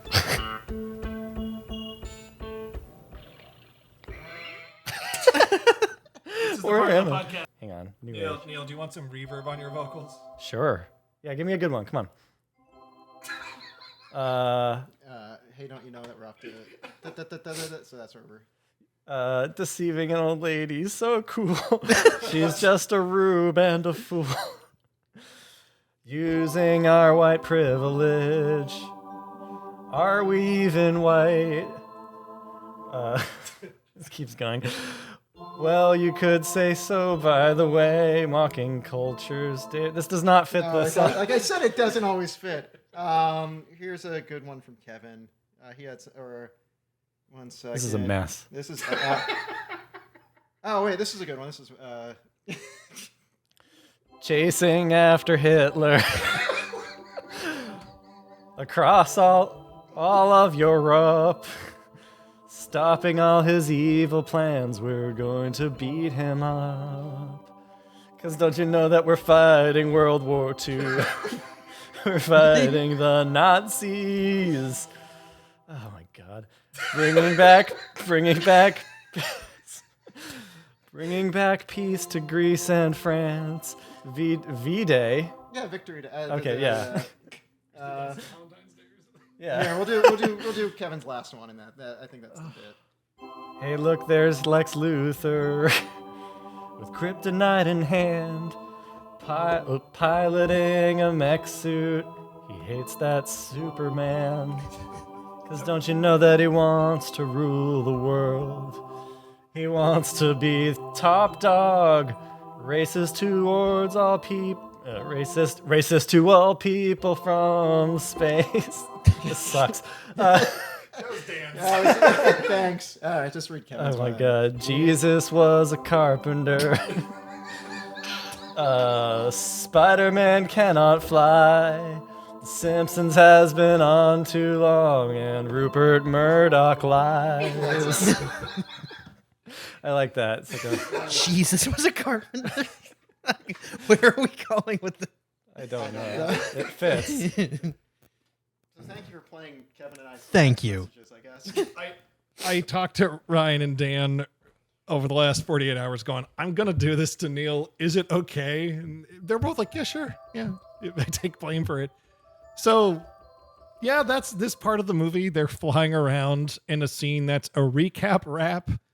But instead of a recap rap during the credits, it's in the middle of the movie and it's like A recap ballad. a recap ballad as it's happening. Because again, the audience of this movie doesn't remember what happened 20 minutes ago. You have to, they're very young children. We're seconds Shot a ago man in Rio just to watch him die. Stood there hovering over him as the life just Left left his his eyes. Okay, so off to see the world. I really like the montage. Though. I thought it was I think like it's a high water mark. it's a pitch perfect. It's just it's got that heartwarming quality. And as a kid, it's like when the movie starts to feel really big, like you're on a grand Yes. adventure. Yeah. Yeah. Yeah. Yeah, Good it's stuff. it's as I believe you coined the term coziness porn. Yeah. It's got a bit of that to it. I think at this point after the montage, though, we go back to Pool. The pool. Yes. Yeah. You get to see a lot of Klaus just trying to relax. Yeah. Trying to. He's got a Bloody Mary. He's got a Bloody Mary with a big old celery stick, and he and Sophie the dog are floating in the pool while Claudia's taking care of business on the phone. I love Jamal this. get the best of her. Yeah, can't let Jamal. And Klaus is just trying to get his tan on but he's bickering with this dog, and he ends up like flying around the pool on an inflatable cushion, and then you see his taint. Yes, unfortunately. It kind of fades out on his ass. You see a lot of his body. You see a lot of lovingly animated Claudia feet in this movie. Yes. Boo. Listen, I just want to say we've done our fair share of recapping movies for video podcasts and audio podcasts. We have never been this belabored to scene by scene recounting of a movie. I just don't want anyone to miss anything. This movie again is on YouTube for free. Watch it right now. And then come back and listen to this. That's You right. go, oh, wait, they were right. Yeah, we don't want to ruin it. Because after another Claudia and Klaus interstitial to remind you, this is about smuggling diamonds. This is about delivering diamonds for cash in chipmunk dolls available at Burger King and McDonald's, whichever one is the highest bidder. We get to Greece. Grease. And this is where everyone kind of meets up. Dave happens to be there, the That's Chipettes and Alvin. And both goons. Gang. And the cop thugs. Yep. Wow. The police cops. Yep. Police cops. Neil, that's Interpol. Interpol. And here's where we get to The catching moose and squirrel. you know what? I guess I have it in my notes, and I know we need to get to the Monk and goddamn song, but yes, and we will. The one that can work as a music video outside of the whole movie to promote the movie. Right. This story could just as easily. Nothing about this needs to be Chipmunks. This could easily be Rocky and Bullwinkle. It actually works easier to have Boris and Natasha instead of creating new villains. It could be Tom and Jerry. It could be Garfield and Odie. It could be Sonic, Tails, and Knuckles in a goddamn air balloon. I mean, it could be any IP of the 80s, 90s, or today. Or really, nothing about this We needs should- to be the Dogs. Chipmunks. What statute limitations on like copyright these days? Like, what is it? Like a century? You can like, because like Winnie the Pooh and Yeah. 100. I think it's 90 years. It's something arbitrary because it keeps getting pushed back. Right. It's not the creation of the work, it's the death of the author. So what are we, like 64 years away from when we can just like make a cartoon with this exact same plot and hope no one's the wiser? I think you're wrong on that because I think the plot of this movie is it's a girls versus boys competition, and the Chipmunks and the Chipettes having that symmetry kind of makes the movie interesting. Mm-hmm. Because No, you're right. They're doing parallel journeys. I don't know. I can't tell if you're making a bit right now. I'm not. Well, I'm not. I'm just saying that I see why this plot felt right for them to make a Chipmunks Chipettes movie. Sure. Versus a Garfield versus Odie adventure. No, that would be worse. I can safely say. Garfield would never also fight. I mean, he'd like pick a little like brawl with Odie, but he'd be on his team. It'd be like Garfield versus normal. Oh, yeah, 100%. Yeah. Anyways, this So is, they're in Athens, Greece. yes. They're in, Theodore wants his couscous. This might have been the first time I heard about couscous. Mhm. Yeah.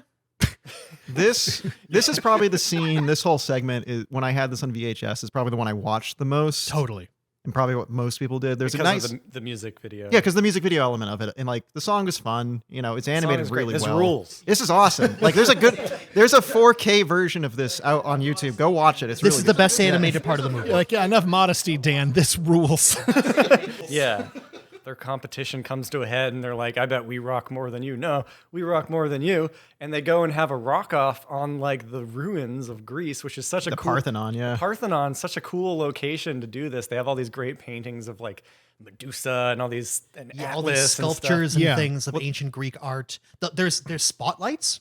I'm guessing the music is diegetic. I'm guessing they can hear it too, Yeah. because Dave can hear it in the background. He's like, that might be my boys. It can't be. It ends with the Is it? It ends, yeah. The music fading out with Dave saying, "No, it can't be."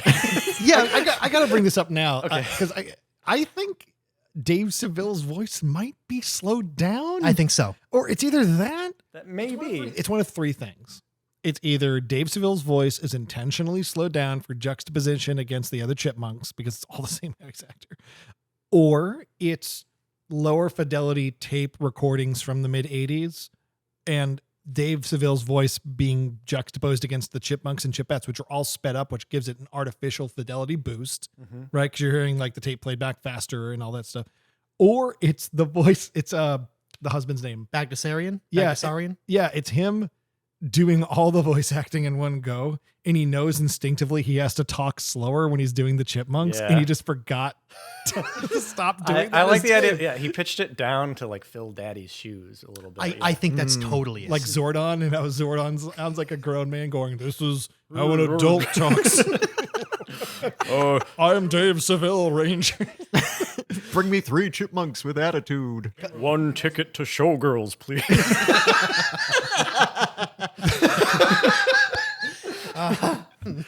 Well, this scene has a great line. So we're getting into the song "The Girls and the Boys of Rock and Roll," which is Kevin. I didn't realize this. I thought this was an original song. I think a lot of people So did did. I. Oh hell no! It's not. It's a cover. Yeah, so the MTV moment of the movie arrives. It's the part everyone remembers. It's basically dead center of the movie. If you chop off the credits, it's exactly halfway through the movie. It's like a tent pole in the middle. This part's animated well. And we got this great song called Girls of Rock and Roll. It's not called Girls and Boys of Rock and Roll. It's called Girls of Rock and Roll. Yeah. Because the team behind this Little Engine That Could movie was trying to license out good songs that hadn't been used yet. And it turns out that in the agreement they signed for Girls of Rock and Roll, they were told, hey, don't worry about it. The song hasn't been used anywhere. Domestically. Internationally, the song Girls of Rock and Roll belonged to a film that came out a year prior called Malibu Bikini Shop, which is exactly what it sounds like. It's like some barely R-rated boob comedy about a bunch of dinks who run a bikini shop in Malibu, of course. I've watched 1 for Malibu. I watched like 10 seconds of this movie, and it's exactly what I thought it would be. I was just scrubbing through it. This movie is also on YouTube. Yeah, I'm not a gambling man, but if you were to bet, like, is Bill Maher like early in his career a piece of shit in this movie? Like, oh yeah, I bet $5 on that.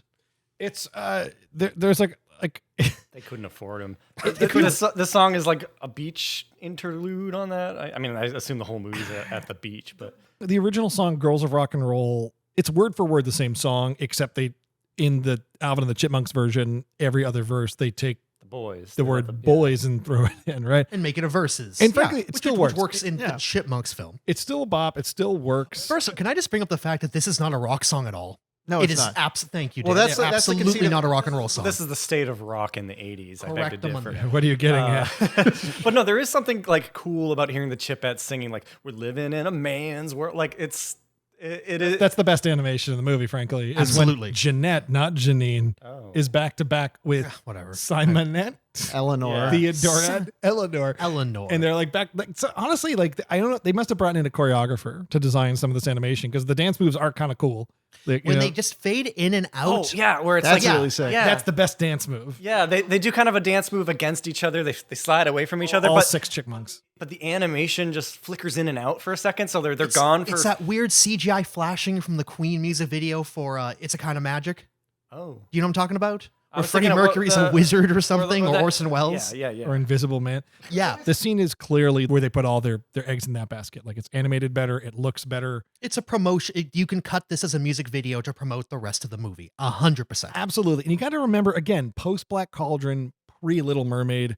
This was a movie, an animated movie a lot of kids saw ad nauseum on cable TV. I don't know how well the VHS tapes were moving. The show was clearly popular, but this for a very specific age group is kind of a classic animated moment. This specific scene, it does sort of buoy the whole movie up a letter grade. I think it's that good. It does have the questionable Panty shots. panty shots A that lot of little girl panties. It's weird. it's a similar problem to Doug, The Simpsons, animated shows where you have children who have this amorphous age. Like, Hey Arnold sort of does this where it's like, oh, we're like 11 years old, but in some episodes we might as well be 17. Other episodes we might as well be 7. There's kind of this flexible maturity. Like Bart and Lisa go on dates and they're like 8 years old. Right. It's right? like Little Mermaid 89 of like in some scenes Ariel's a teen, like a preteen, and some she's a teen, and some she's 24. It depends on what the scene calls for. Yeah. And animated characters do that. And in this movie, they know the Chipettes have to act a little more cool. And I'm sorry, 11-year-olds aren't cool. It's not like, No. as Norm Macdonald once pointed out, no one wants to go out on the town on a Friday night to watch the junior dancers from Star Search.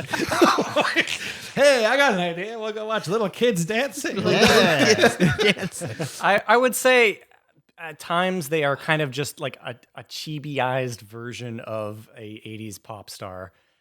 A Madonna, a It's Cyndi cool. Lauper, you name which it. is cool, but it looks kind of weird sometimes because they're just little babies. Especially against Alvin, Simon, and Theodore, who are in, as Ryan put it, the potato sacks. Yeah. I just want to do a little comparison between the tune in the movie sung by the Chipmunks and the Chipettes Sure. versus the Malibu Bikini Shop version. So here's the classic that won't get us flagged on YouTube because this entire movie's on YouTube.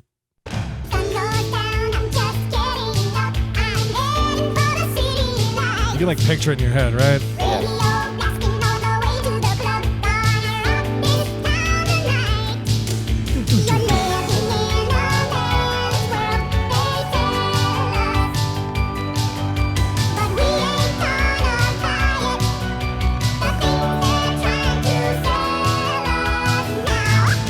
All right, that's the 30-second preview we can do. Okay, now here's the smutty version. This song's got places to be. Yeah, it's a little bit faster.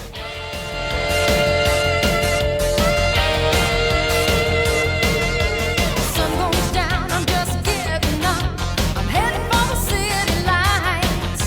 The radio's blasting on the way to the club. I'm gonna rock this town tonight. Alright. Living in a man's world, they tell. This song has the audacity to talk about misogyny while it's playing in the movie Malibu Bikini Shop. It's just women in like G-strings shaking their asses for money. Sensational! Well, listen, that was okay. That's a very nice tan you've got there. But Cherie, before we let our audience vote on you, I'm sure they'd like to know just a little bit about you. Am I right? Okay. What are your goals in life? I don't know. Okay, good answer. Okay, let's hear for contestant number 1. Beautiful. Anyways, Malibu Bikini Shop, don't look it up. Well, it's also interesting. Like they did use this song again, the Chipmunks franchise, for an episode of Alvin and the Chipmunks, like Yeah. a year or two later. Yeah. Where they had like the Chipettes singing it, and it's just the Really? exact same.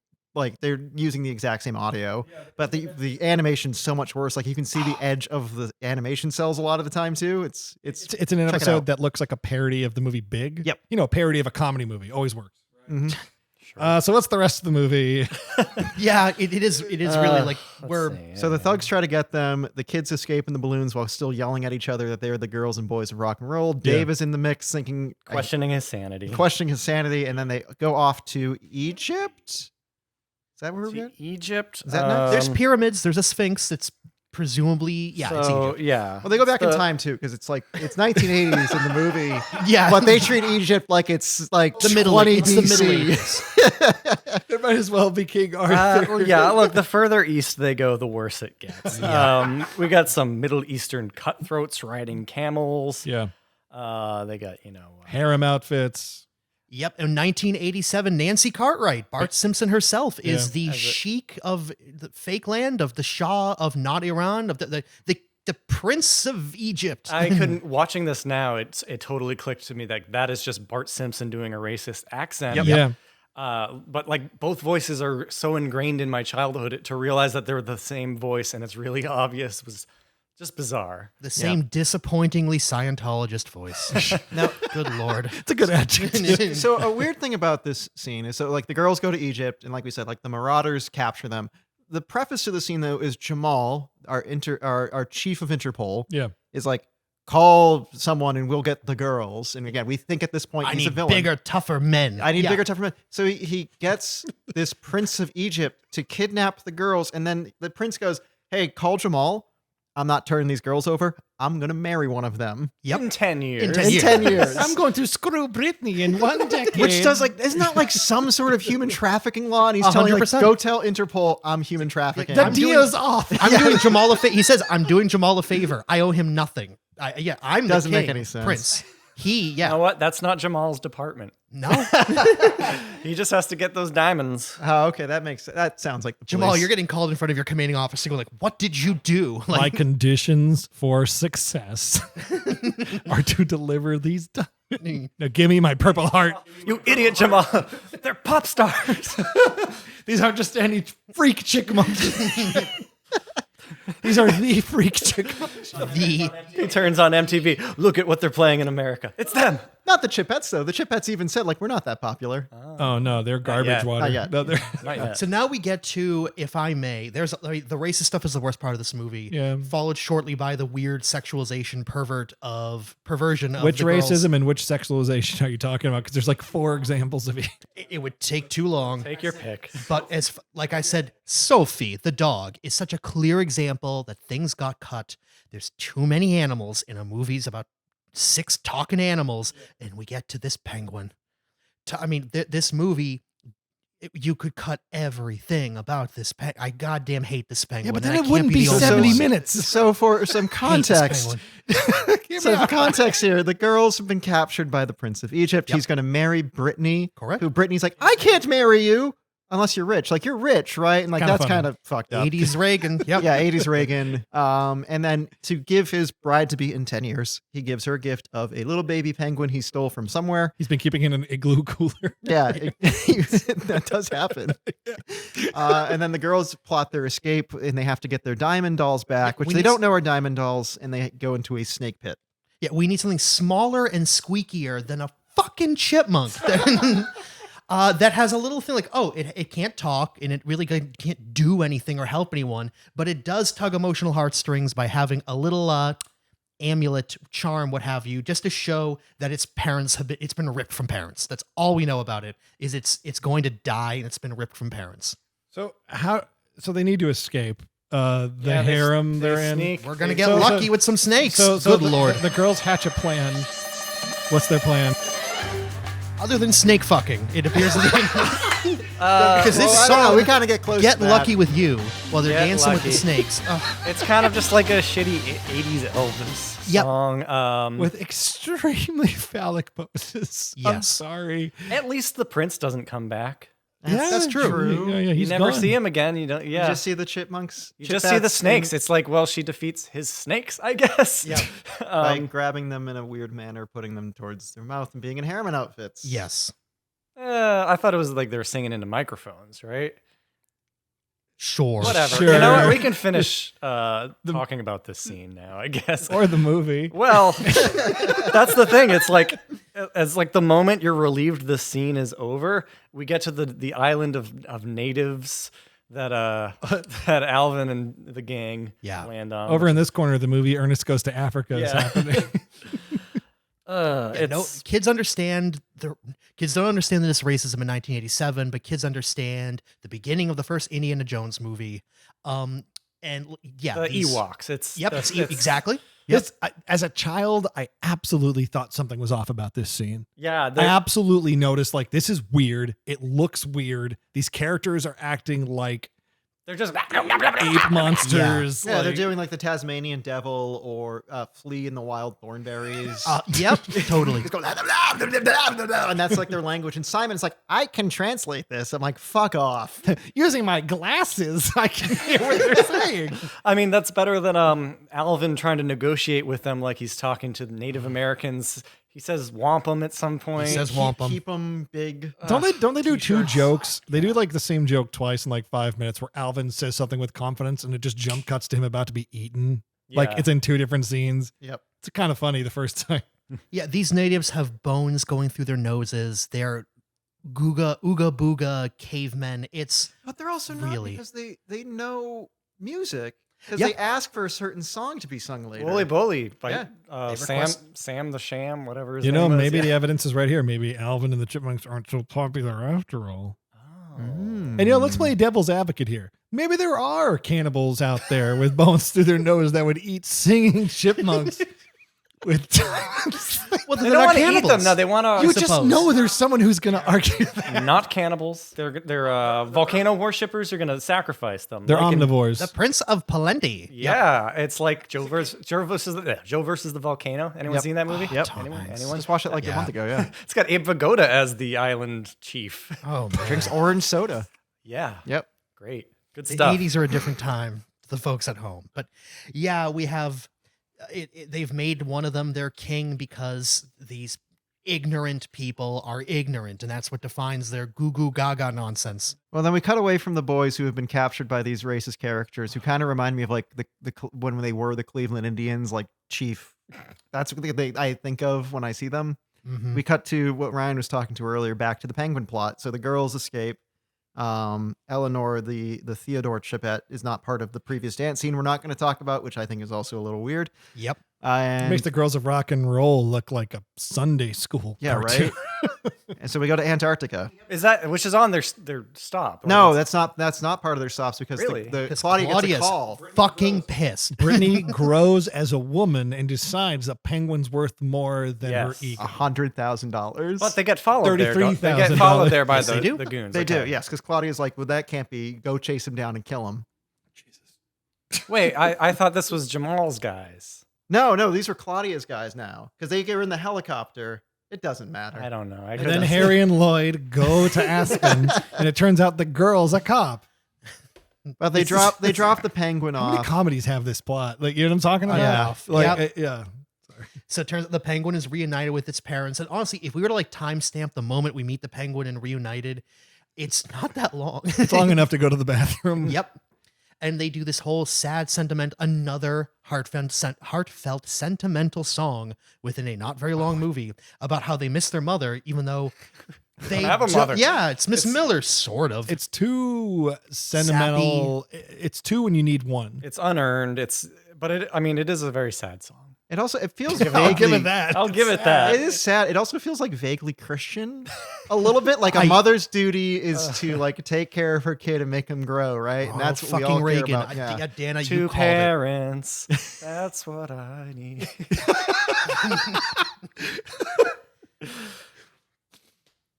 Jeez.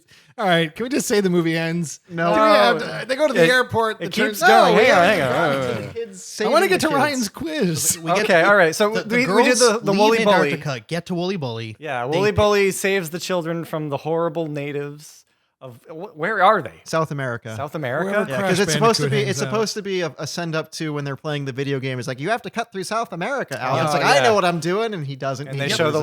little cart, like the little sprites throwing Little sprites spears. throwing Yeah. spears. Eagle-eyed children are rewarded. Yes, again, foreshadowing for children who still wet the bed and need to be told around the world several Yep. times. We see because they Claudia- can't yeah. remember shit.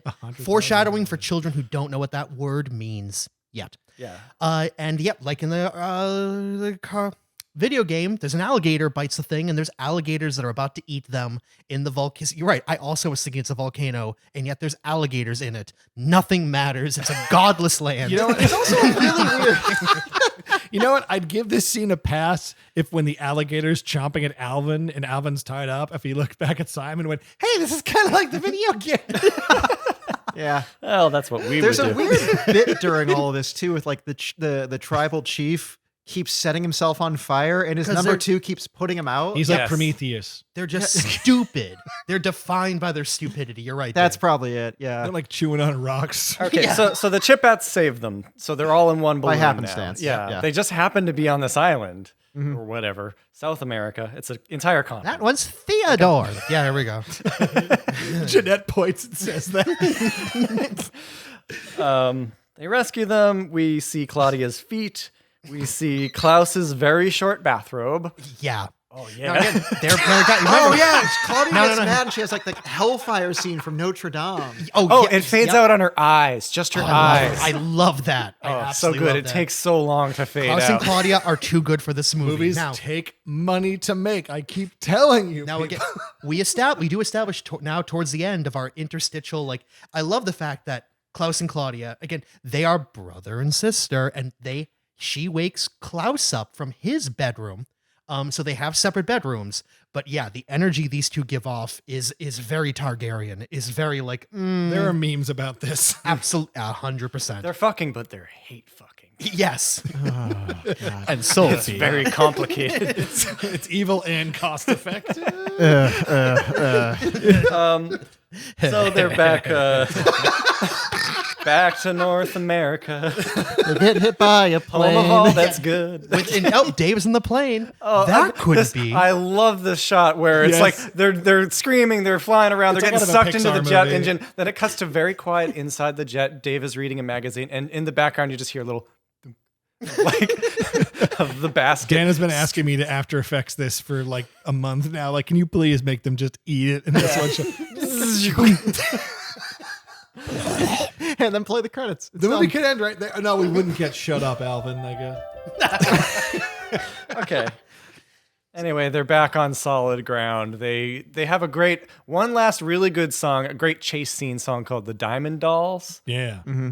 I like this feels song like the end of a Magnum PI episode of like, the bad guys are chasing good guys, chasing bad guys. We're on the run. It's like, not a high energy. It's a non-diegetic song. It's just part of the soundtrack, but they're singing. We missed it. a bit here though, where the Chipettes figure out they're on a diamond smuggling ring. Oh yeah, Oh, yeah. the plot. Well, that You're goes right. into this scene where now they face Klaus and Claudia to be like, we're not doing this anymore, and like we're gonna kill you. And like, oh shit, we gotta run. Yeah. They chase them. And there's a bunch of Your animation's not as good as the rest of the movie. No. Yada yada. No, it's not. They kidnap the kids by tricking them to think they have Miss Miller. not Miss Miller. Here comes Miss Miller going the wrong way down the highway. Oh yeah, Dave meets up with Jamal. We found Finally. Jamal, the Dave. Interpol policeman. All the players are on the board. I know. We get a bit of did we miss? Oh, this was earlier, but Miss Miller singing in the kitchen, doing some very sexy dancing. Yes, Yeah, that's the word I'd use. That always disturbed me as a kid. It's great though. That's when I fell in love with Miss Miller. She's great. She is great, and she's singing the Witch Doctor song. that's right. Good screenwriting. Yeah, she gets on the highway in her pink Cadillac, and she's a bad driver. That's the joke. And she goes in the wrong way on an on-ramp and hits Klaus and Claudia and saves the day. Yep. Because Jamal got stuck in traffic. I love it. Their car gets totally wrecked. Hers is fine, except her rear view window just kind of I remember that like joke that. when I was a kid. just breaks off, and then she throws a fit. Yeah.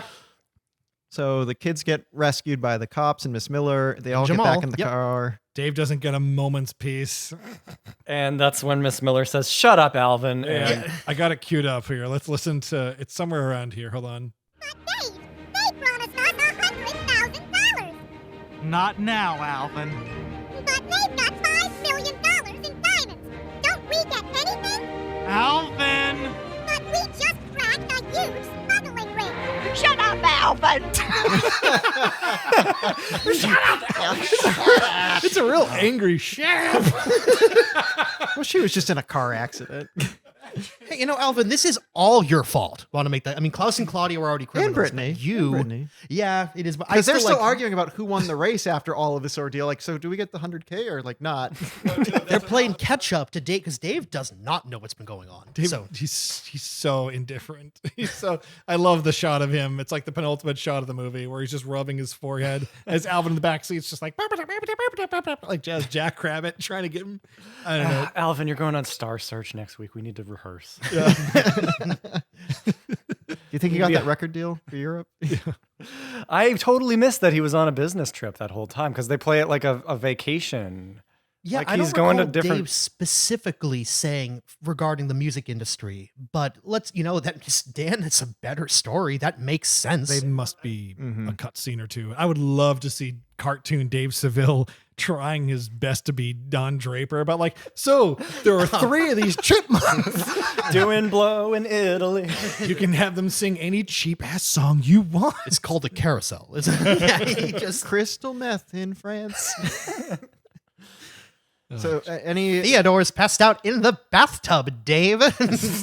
Simon need- Stout's got pants. So we build up to our final Alvin and Here we go again. yep, credits roll, delightful music. The blue credits. Yeah, like iMovie. Yeah, talk about Windows money Movie ran- Maker credits. Yeah, talk about money ran out, man. Well, no, I mean that doesn't make sense. They're just normal credits, but they have blue instead of black. They look cheap. Just black background. I always liked it as a kid. I always thought it was something a little fancy. It makes the movie look a little different. Fancy. Fancy, yeah. Fancy. Fancy.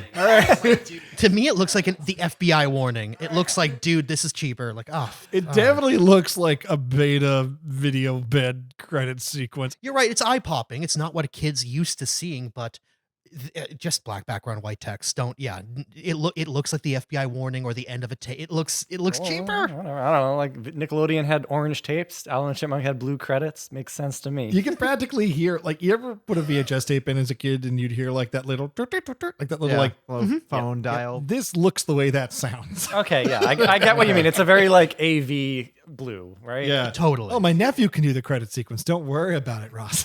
Everyone's accredited down to a masseuse that worked on the movie. Chipmunk masseuse. Right? Really? Everyone is given proper accreditation. Even Sandra. Even Sandra. Even Sandra. And, you know, watching the credits at the end of this movie, there's not a lot of people in it, right?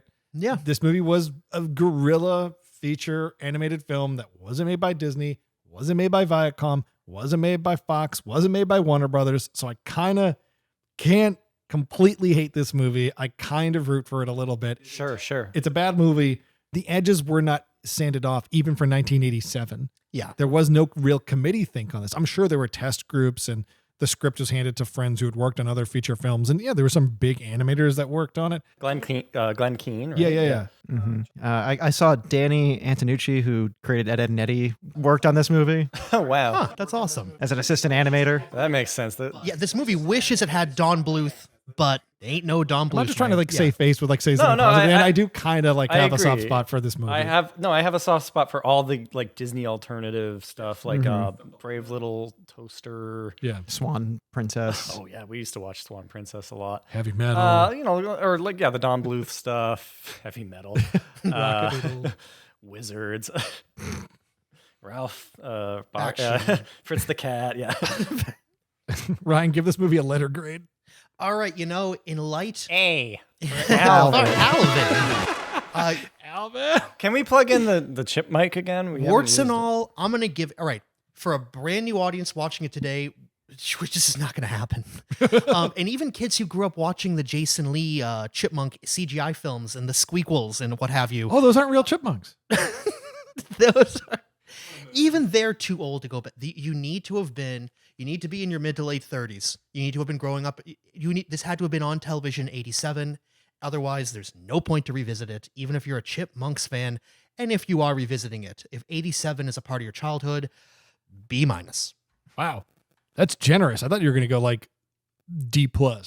Again, I'm not going to go like the community meme of like, I can excuse racism, like, 'cause we're not excusing racism, or the creepy pervy, warts and all, B-. And it's blissfully, thankfully over so quickly. That is something that brevity's a strength here. Yes. Yeah, it is a short movie, but it feels like a complete movie because they go around the world. Yeah. Why are you clapping? It's not 3 fucking hours. Yeah. Like this podcast is coming. Oh boy. 70 something minutes. Yeah. All right, I'm so looking. my letter grade, B-. To wrap it up before next segment, gentlemen, do we want to give some letter grades as well, or do we agree with my B-? No. No, yeah, 3 out of C. I give it a C-. It's an emotional curve I'm grading it on. And Girls of Rock and Roll. Oh yeah. Ignorance is bliss, but it is a great scene. Yeah, And Alvin is yeah. kind of funny. I think I agree with you. It has high nostalgia value. It's cursed, as I said. It's a fairly cursed movie. Yeah, don't touch it. And now that you've listened to this and you've watched this, you have to pass it along to 5 other friends. Yes. Yeah. Yeah. Actually, yeah. It's on YouTube. Just drop the link in your Discord group chat.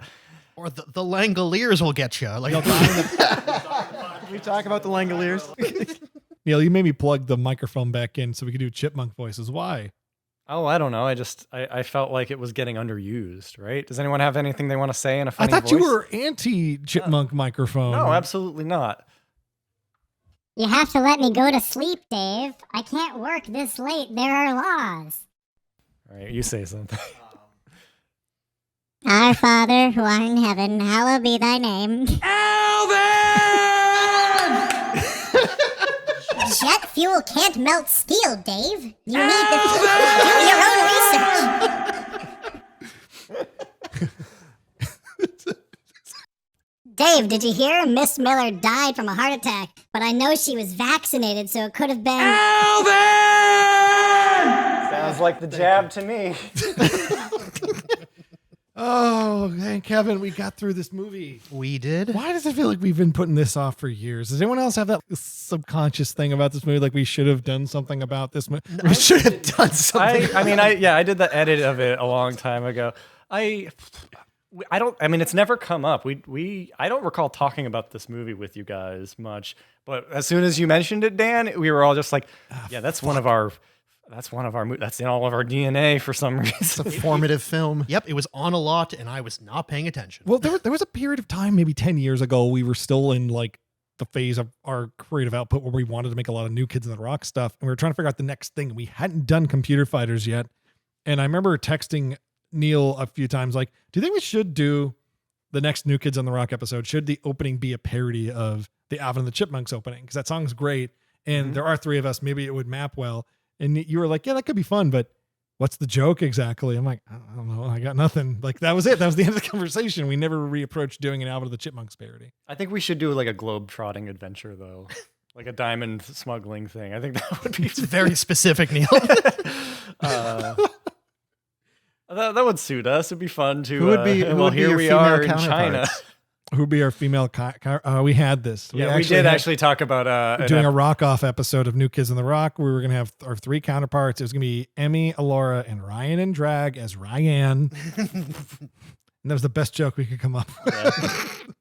This is like 2007. Well, that kind of also like works on a meta level since Theodore was voiced by the director. Janice Oh, Carmen. right. Yeah, Yeah, Janice, she wasn't. Yes, Theodore wasn't voiced by Bags Gadarian. By Mr. Robert Kardashian. Robert. First of his name. Oh, Jesus. Let's get away from this movie. Ryan, you have a quiz, right? I do have a quiz. Does it have anything to do with the Chipmunks? Some of it does. It'll be real great.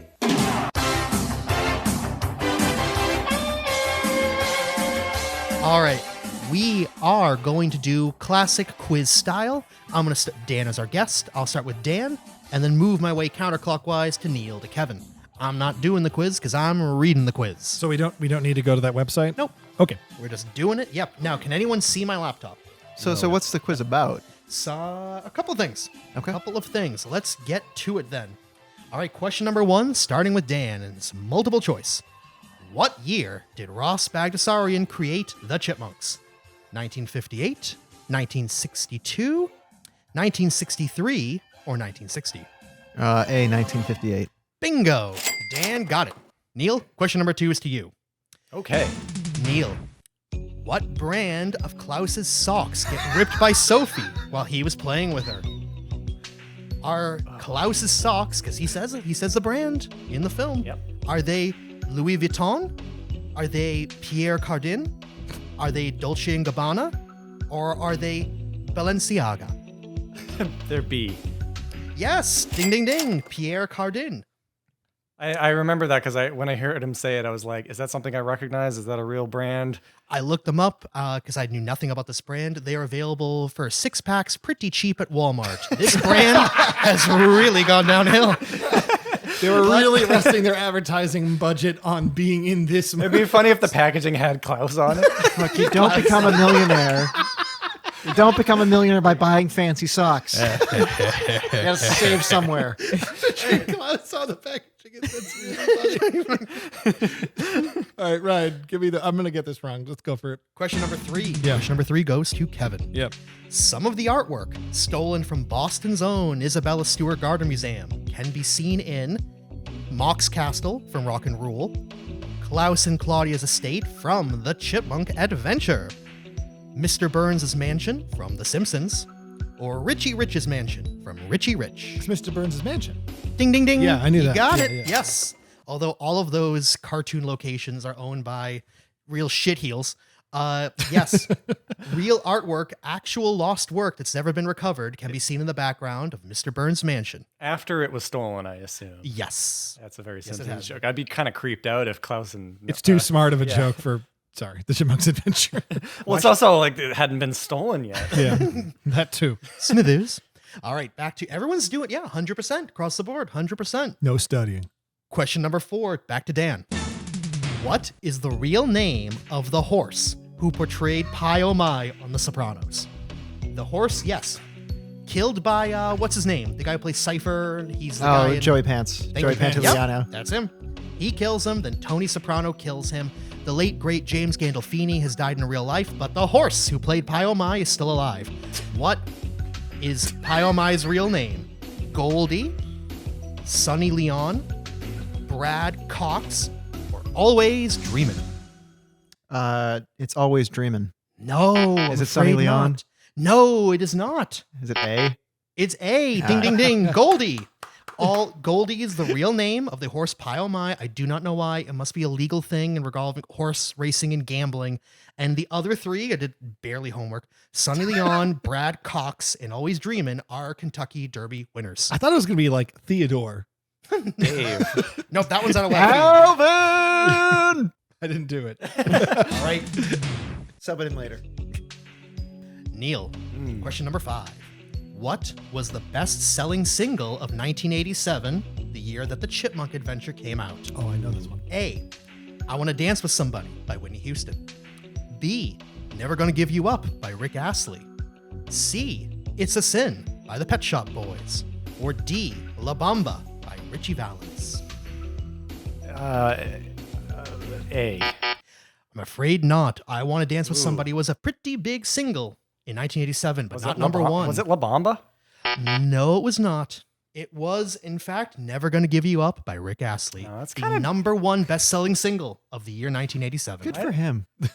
Interesting. I didn't know that. I always thought it was just kind of. I thought it got bigger. In our yeah. You thought it Yep. festered. Yeah. Best-selling single. Number Never Gonna 6, Give- Kevin. Yeah. Which of these punk songs is not featured on the 1972 album Chipmunk Punk? 72? Yeah. Crazy. London That's Calling. before the punk. No, hang on. Well, All right, go on. we have proto-punk. Yeah. All right. Yeah, which of these is not on the 72 album Chipmunk Punk? Okay. London Calling, Mhm. Blitzkrieg Bop, Mhm. I Want to Be Sedated, or God Save the Queen? This is going to be one of those chronological things, right? Is it? Hang on. I think you got the year wrong. I think it's got to be 82. I don't know about that. Get in the comments. Correct this. But again, which of these punk songs is not on the album Chipmunk Punk? I want to be sedated. Correct. I was gonna say, I feel like it's an obvious answer here. So is God Save the Queen is not on the album. Blitzkrieg Bop is not on the album. And London Calling is not one goddamn punk song is on the album Chipmunk Punk.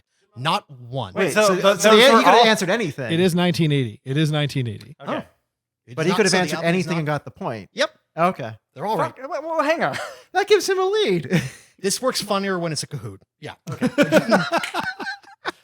Number 7. I'm going to use that to get out of trouble sometime. All right. Number 7, Dan. Which studio did Bogdasarian Productions sue in 2010 regarding the previous year's mega hit, The Squeakquel? Paramount Studios, Disney Studios, Sony Pictures Studios, or 20th Century Fox Studios? I mean, I'm playing under protest at this point, but Paramount. Afraid not. Sony, was it? Nope. It's It Fox. was Fox? Fox. Oh, right, 20 yeah. Yep. In 2009, The Squeakquel came out. In 2010, those Bogdasarians, quite the litigious crew, they sued 20th Century Fox. I only know that because a bunch of the direct-to-VHS movies from like the late 90s were all Fox. Oh, yeah. All right, Neil, number 8, but this I think you know, and I didn't know how well. You might get 2 in a row here because this is kind of a cop-out. Because you actually, all right. Okay. Which song was Ross Bogdasarian's first number 1 Billboard hit single? The Purple People Eater, Witch Doctor, Monster Mash, or The Thing? The Witch Doctor. Bingo. Yeah. They're all novelty songs. They're all from the 50s, 60s, but yeah, it's pretty clearly, before the Chipmunks, his first big single was the objectively racist Witch Doctor. Ooh, ee, ooh, ah, ah. All right, number 9. Kevin. As each chipmunk full of diamonds weighs about a half a pound, Yeah. how much is each chipmunk full of diamonds worth in the year 2023? So the question being, how much is a half a pound of raw diamonds worth on the open market today? $100,000. $9,800,000, $600,000, $140,000, or $21 million. How much is a half a pound of raw the values in a linear fashion. uncut diamonds? Uncut gems, as it were. As they may be. What was C? What was C? 9.8 million, 600,000, 140,000, and 21 million. I'm going to say C because it's closest to 100,000. No, see, that would be funnier because $100,000. Yes. No, it turns out half a pound of diamonds today is about 21 million. Damn. Oh, wow. So if you got diamonds, you got diamonds. I mean, if you microwave them, they let you travel through time. That's why diamonds are worth so much money. All right, Dan. From the Chipmunks franchise, Dave, what is Dave's ex-girlfriend's name? Normal. Sophie Gardner, Natalie Barnes, Penelope Watson, or Claire Wilson? Is this in the show? Yes, it is. It's in apparently more than one iteration. Is it on the records? I don't know. That I don't know. Was one of them a reference to Natalie Woods? No. Did Dave Seville kill Natalie Woods? Sophie Gardner, Okay. Natalie Barnes, Natalie Barr. Okay. Penelope Watson, or Claire Wilson. There's no context to figure this out. No, they're right. 'Cause she ain't in the movie either. We're I'm discussing gonna just Go with your today. heart. I'm gonna I go. guess. I'm gonna go with the Natalie Woods analog, Natalie Barnes. No, Natalie Barnes is a name I just made up. It is in universe. It is Claire Wilson. I was gonna say that, There's absolutely no way went you back could've- for the joke. It actually took me a little while last night trying to come up with names that sounded like a cartoon. So Dave canonically has an He ex-girlfriend? does. Not like a prospective girlfriend, an Ex-girlfriend. ex-girlfriend. He talks about Was her she a in the lot. live action movie? She might be. Okay. But I would assume they have a new love interest for Dave, not an yeah. She might be like that, just really unpleasant ex who comes in like, oh, rats, or tries to sweep them up or a vacuum. I don't Stomps know. on Theodore. Yeah, stomps. They have to get a new Theodore. All right, Neil, number 11. All right. According to IMDb, a credible source, Yeah, never wrong. what is the highest rated animated film of 1987? The Chipmunk Adventure, The Care Bears Adventure in Wonderland, The Brave Little Toaster, or The Jetsons Meet the Flintstones? Holy shit, what a good year. Highest rated. Brave Little Toaster. No. What? Wow. Is it the fucking Flintstones? No, it is not. It is not The Jetsons Wait, Meet oh, the the Flintstones. Care Bears then, right? Or It's The Chipmunk Adventure. Oh. It's The Chipmunk. how is that higher rated than the Brave Little Toaster? Did you make some bots before this? And, No, like- Listen, brand loyalty and brand association go a long way. I guess. And what a dumpster fire of a Yeah. year. Yeah. Brave Little Toaster had at least John Lovitz Yeah. yeah. as the radio. All right, Kevin, for number 12, because I'm going to tell you all number 13, but again, if it's not a Kahoot, it really doesn't land. Number 12, so arguably the final real question. Yeah. What has Jane Carmen done other than Chipmunks projects? 1975, Switchblade Sisters. 1979, Silent Victory, The Kitty O'Neill Story. In Organic, We Trust, 2012. Wham Bam Thank You Spaceman from 1975. C. Correct.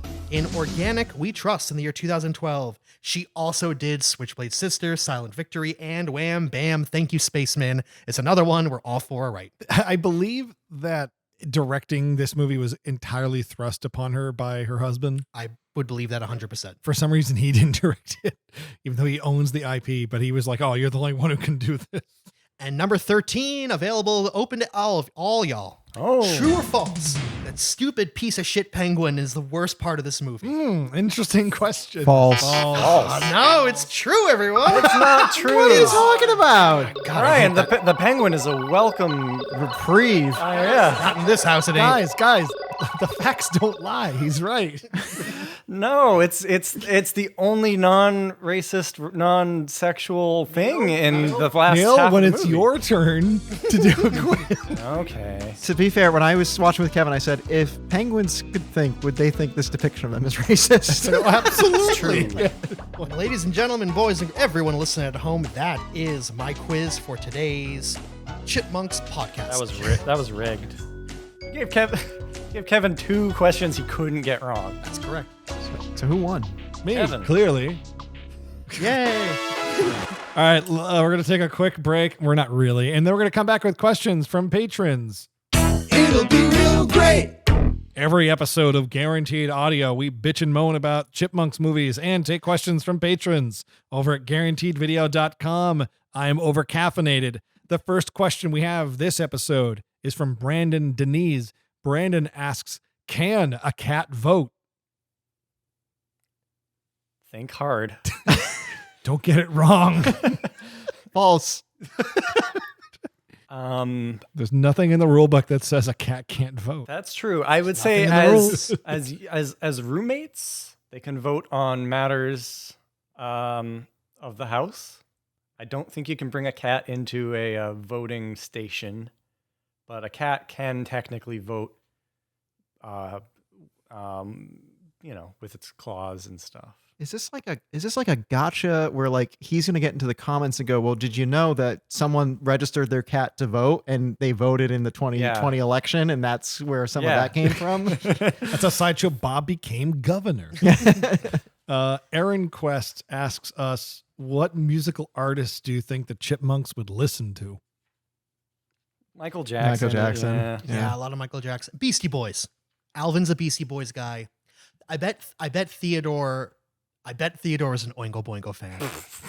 I think I would love that. I was going to say that I think Simon would be into Dr. Demento. Alvin would be a Weird Al guy. Yes. And Theodore doesn't listen to music because he's cultureless.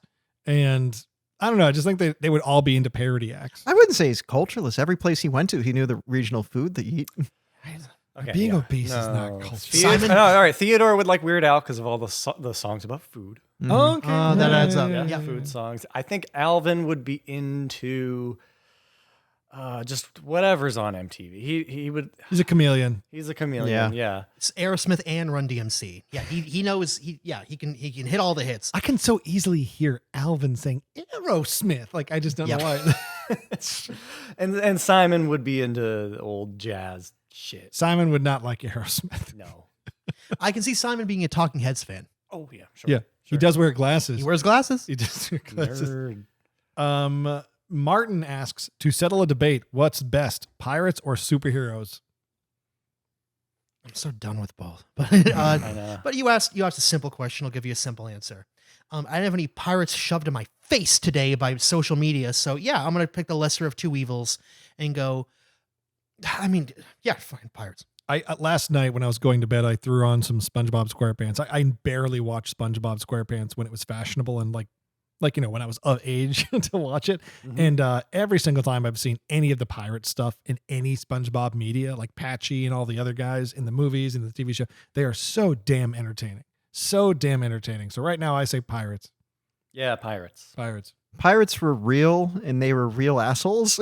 But if we're talking about them against superheroes, then they're fictional pirates. So yeah, pirates, because fictional pirates are fun. You know, I think like Jerry Bruckheimer did all the Pirates Disney movies, right? Did he do all of them? Yeah. Like, that franchise can still survive without Johnny Depp. They could make fun things in that universe.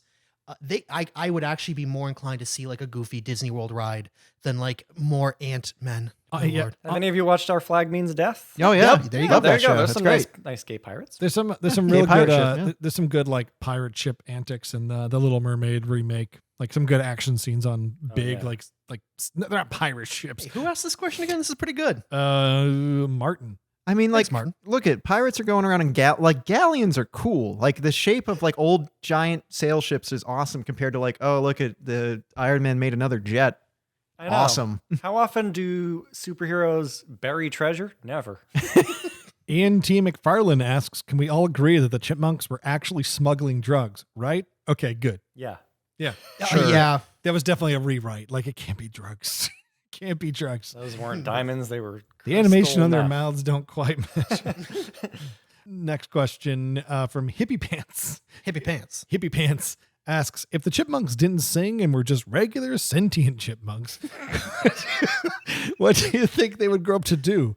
Would they get stuffy office jobs? Would they seek fame in some other form? Does Dave support their aspirations in life, or will he push them into pursuing business or something? I think Alvin would be a clout chasing, just desperate. Have you heard about TikTok? Have you heard about Vines?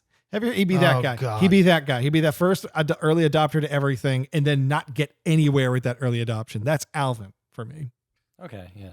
What's Simon doing? Simon goes to college. Good movie. It's not this person's fault for asking a pretty good open-ended question, but my mind just keeps going back to that weird meta self-aware Chippendale Rescue Rangers where they're actors in universe.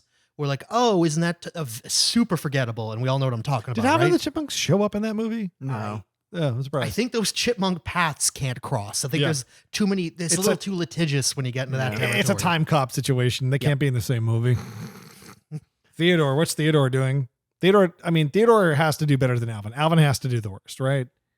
Alvin, it's like the one universe where Alvin does well. See, in my mind with this question, it's the whole conceit of the chipmunks is that Dave brings them in because they can sing, not because they can talk, because they can sing. Yeah, now Dave doesn't have to work. Now, yeah, Or so he thinks. right, exactly. So he thinks. So if Now they he's a can't dad. sing and they can still think and talk, I don't think Dave would bring them in. I think they would just be freak shows. Not like they'd be freak shows, or they'd be like out in the woods hanging out with like other sentient animals who don't get adopted. Ryan said what we were all thinking.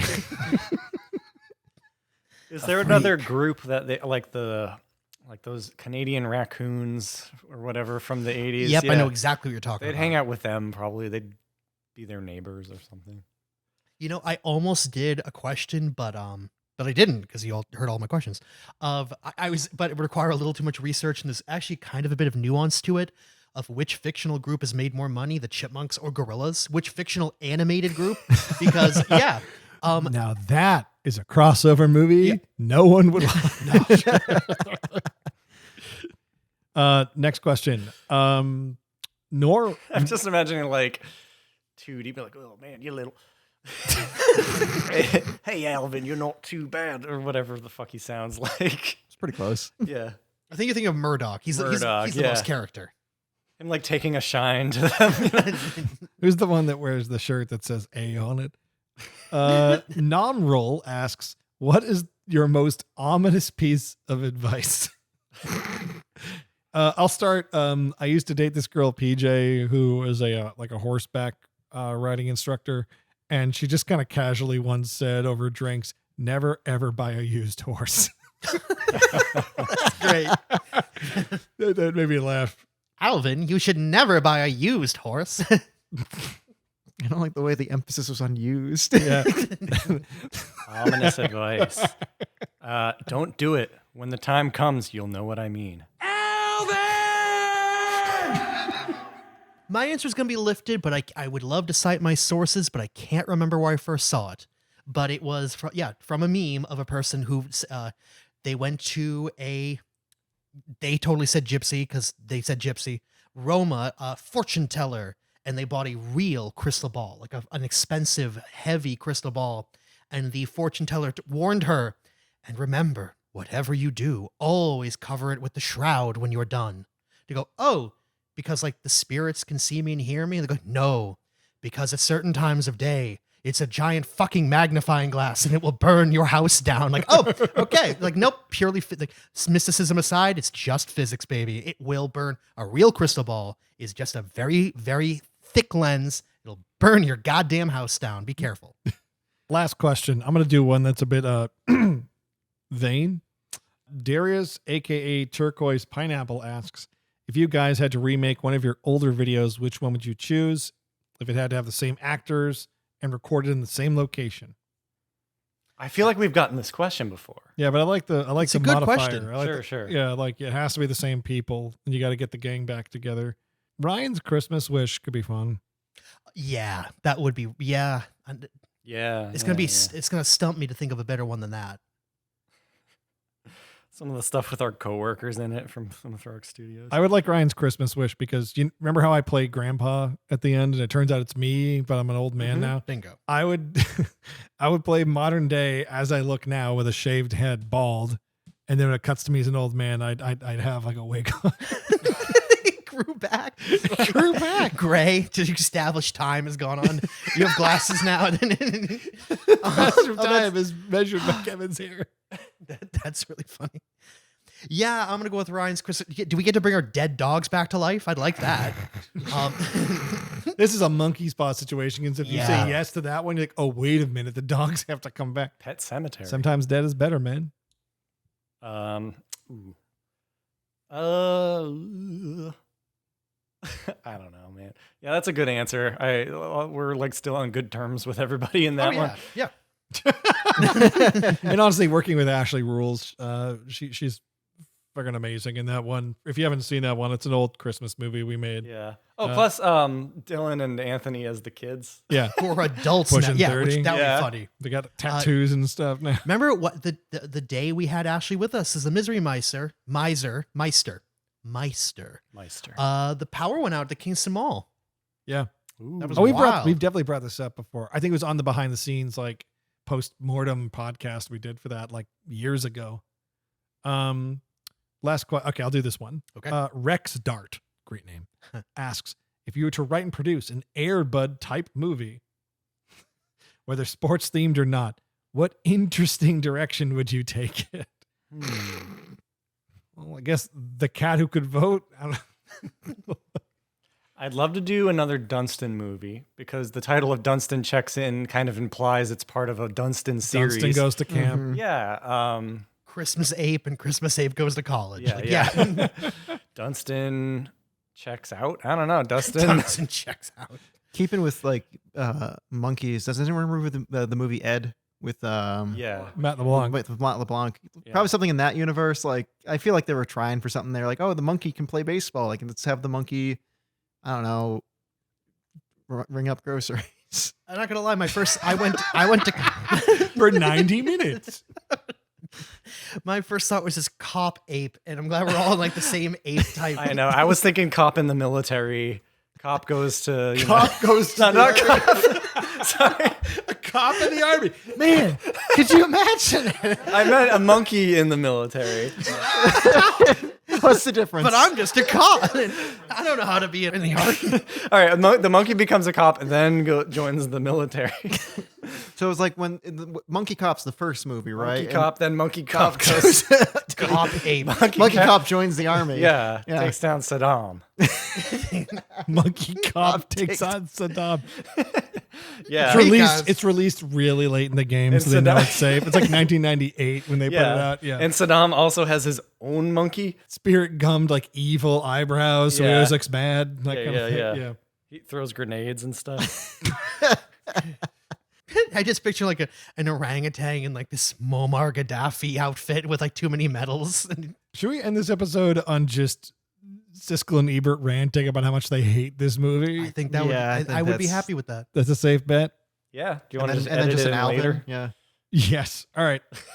The Chipmunk Adventure, and yes, it stars Alvin and Theodore and Simon from the 1960s hit record, along with 3 new female stars named the Chipettes. Now, I got a little confused, though, because the Chipmunks are actually chipmunks, and the Chipettes are little girls. Apparently, the Chipmunks live in a universe, though, anyway, where extensive gene splicing has taken place since their father in the movie is a human being. Right. Who leaves on a trip after which some evil villains trick the Chipmunks and the Chipettes into making an around-the-world balloon trip to deliver some stolen diamonds.